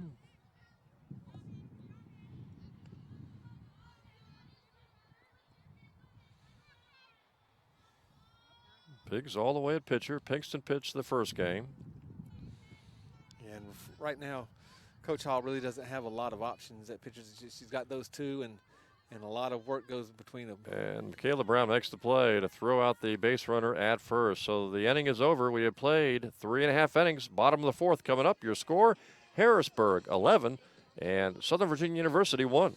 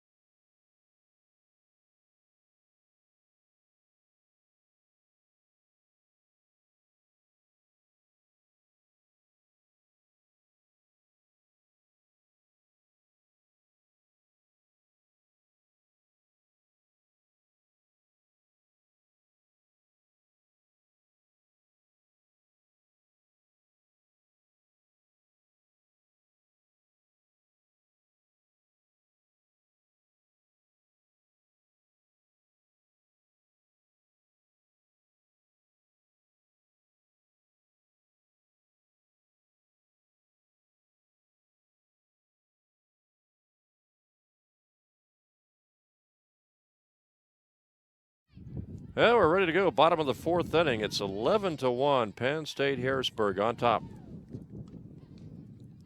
And Hartman just continues to fire as the pitcher for Penn State Harrisburg. Yeah, Hartman's going to just go ahead and say, if you can catch up to it, catch up to it with the lead that she has. That 10-run lead, you start to pitch very freely. That one's fouled off. Lainey Thompson, the hitter here for the Knights, who trail by 10 in the bottom of the fourth inning.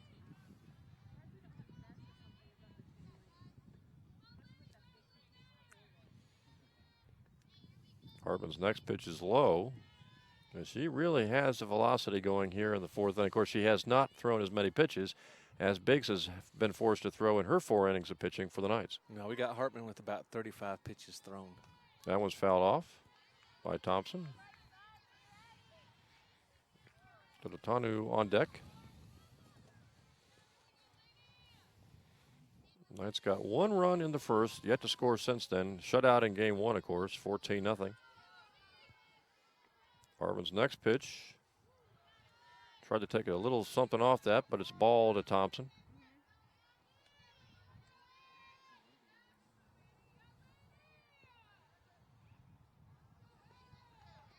Next pitch is hit to right field, and the right fielder makes the grab for Harrisburg. Sage making the catch. And that was nice of Lainey. We've seen her in the first game trying to pull the ball a lot. The ball was on the outside part of the plate and just going with it. Unfortunately, just got up underneath it too much. 1 gone here in the fourth inning for the Knights, who trail here 11-1. And now Otanu on the ready to hit. First pitch called strike by Hartman. You know, and the Knights need to go up there and start being not picky, but being aggressive, because Hartman is throwing strikes.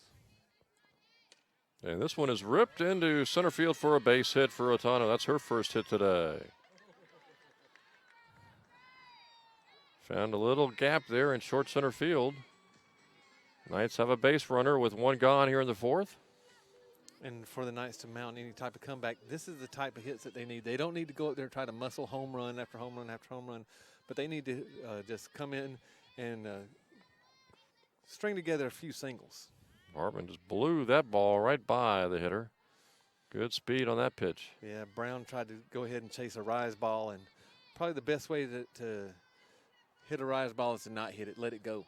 Another pitch is called, and Brown went right through that one. Looks like she took a little bit off that pitch compared to the first pitch, which was really a heater. So 2 quick strikes on Michaela Brown. Hartman again throwing. That one low inside. It's now 1-2 on Brown. Now look for Hartman to come back high and away again after changing the eye level to low and inside. She fires a low pitch hit to right field, base hit. Sage will pick it up. Runner will go from first to third. And Brown will stick at first. So the Knights have first and third with 1 gone here in the fourth. And there we go, trying to string a couple singles together to mount some type of comeback. And now Pinkston, the left-hander, will hit for the Knights. Knights were able to get a run in the first. Haven't scored since. Bidding for runs here in the fourth inning. That one low, 1-0 to Pinkston.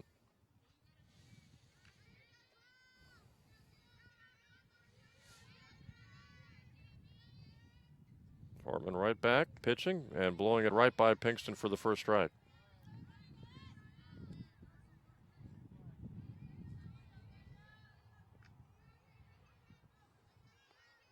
One and one to Pinkston. Here comes Hartman again throwing, and that one's a grounded foul. 1-2 now. Jamie Pinkston, of course, pitch game number 1. Gave up 14 runs, 7 of them the unearned runs. And it really had 2 big innings. 2 big 5 innings. runs second, and of course 7 in the 7th. Hartman gets Pinkston to swing a low pitch, hit on the ground, and they do not get the runner at first base. They prevent their other runner from scoring, so it is now bases loaded. That was one of those swinging bunts. Jamie had a mighty swing at it, Everybody was playing back. The ball just dribbled right off her bat, and luckily being from the left side, she's about a step and a half closer to first base than she would be if she was in right-hand batting And box. now the Sox are jammed. Bases loaded. First pitch, swinging strike. Knights have a great opportunity here to get some runs on the board. Down by 11-1 score here in the bottom of the fourth inning. Hartman pitches and throws it again right by the hitter. 0-2, quick 0-2 count. And right now, you need to shorten your swing up. Just make contact. And a quick strikeout. It looks like Hartman is trying to take it on herself now, saying, okay, the bases are loaded. I'll make sure that we get the next few outs. And it's now bases loaded and 2 gone. Hartman throws again. This one's low. And all Keeley really needs to do is shorten up, keep her hands inside the ball, get to the contact point, and let some of the momentum and power that Hartman is throwing with transfer over into an exit speed. Called strike there. 1-1 the count. Knights are down by 10 here in the bottom of the fourth inning. Bases loaded. Chance to get some runs. Hartman's 1-1 pitch. Hit on them right back to the pitcher, who will go to home plate. And they get the runner there, and the inning is over. So the Knights had some chances there, Mike, but could not score when they loaded the bases. Yeah, unfortunately, not able to take advantage of the loaded bases, those last 2 outs. But you have to credit Hartman for making some really good pitches. So we played 4, and your score now, Penn State Harrisburg 11, Southern Virginia University 1. Back for more in just a few seconds.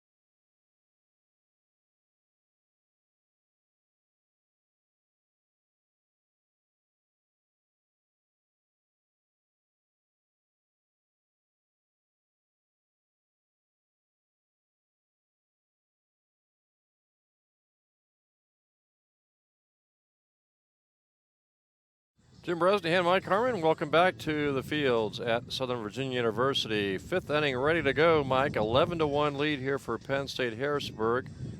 And, of course, with the rules here for softball, if the Knights do not get any closer in the bottom of the fifth inning, this game's over. Yeah, the run rule's in effect now. So it's really important that the Knights limit any type of runs right now. They can't afford to give up any more. And they've got Pinkston back out there now, pitching, who pitched was the game one pitcher, pitching the fifth inning for the Knights. Yeah, so a couple of changes.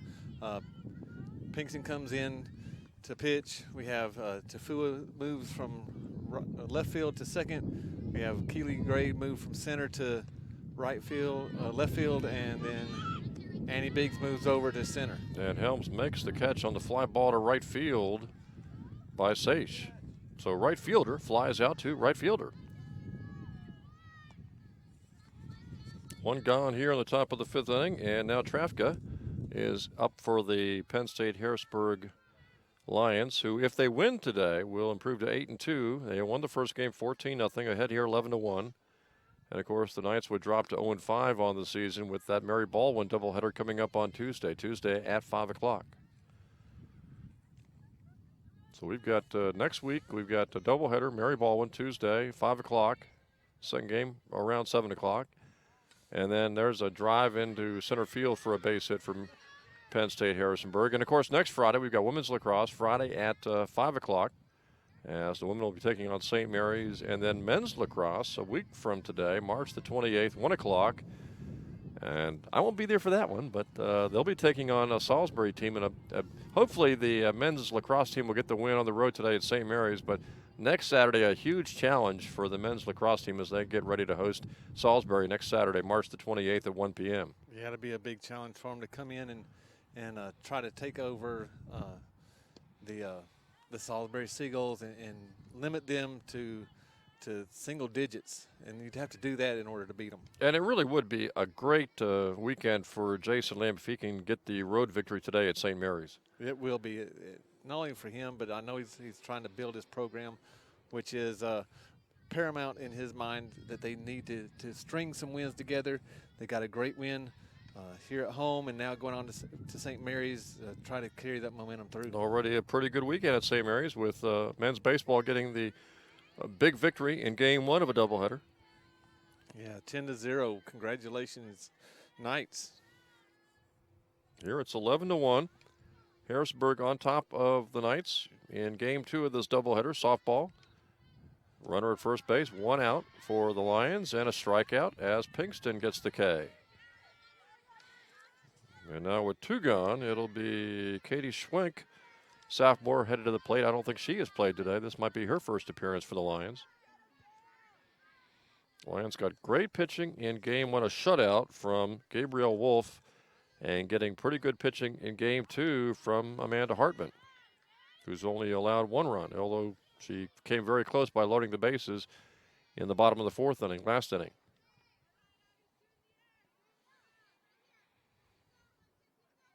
Pinkston, left-hand pitcher, throwing for the Knights. In relief of Biggs, who went 4 innings, but had control problems and threw a lot of pitches. Yeah, a lot of control problems, especially in the two big innings where the Lions were able to score multiple runs. This one's fouled off. And a lot of those problems that she had were really mechanics problems that can be corrected, but throwing inside versus throwing outside is totally different. The feel of the dirt underneath you is totally different, and you have to make sure that you can explode off the mound correctly and with the same velocity each time. Pinkston took something off that pitch, got the hitter to swing, and then is thrown out at first base, and that'll do it. No, they got the other runner at second base. That was a second out. That should be 3 outs. I thought it was the third out. Yeah, that's what the umpires got too. That's 3 outs, ladies. Go bat. So there you go. That was indeed a third out of the fifth inning. So we have played 4.5 innings, bottom of the fifth coming up, and the Knights again trail here 11-1. And unless they can get a couple of runs, Mike, this game will be over. Yeah, unless they really do something that we haven't seen them do, except for the last inning, to string 2 or 3 hits together and get down below 8 runs differential, then this game could be over, and we'll be moving on to next week. And we will take a little break and come back from the bottom of the fifth in just a few seconds.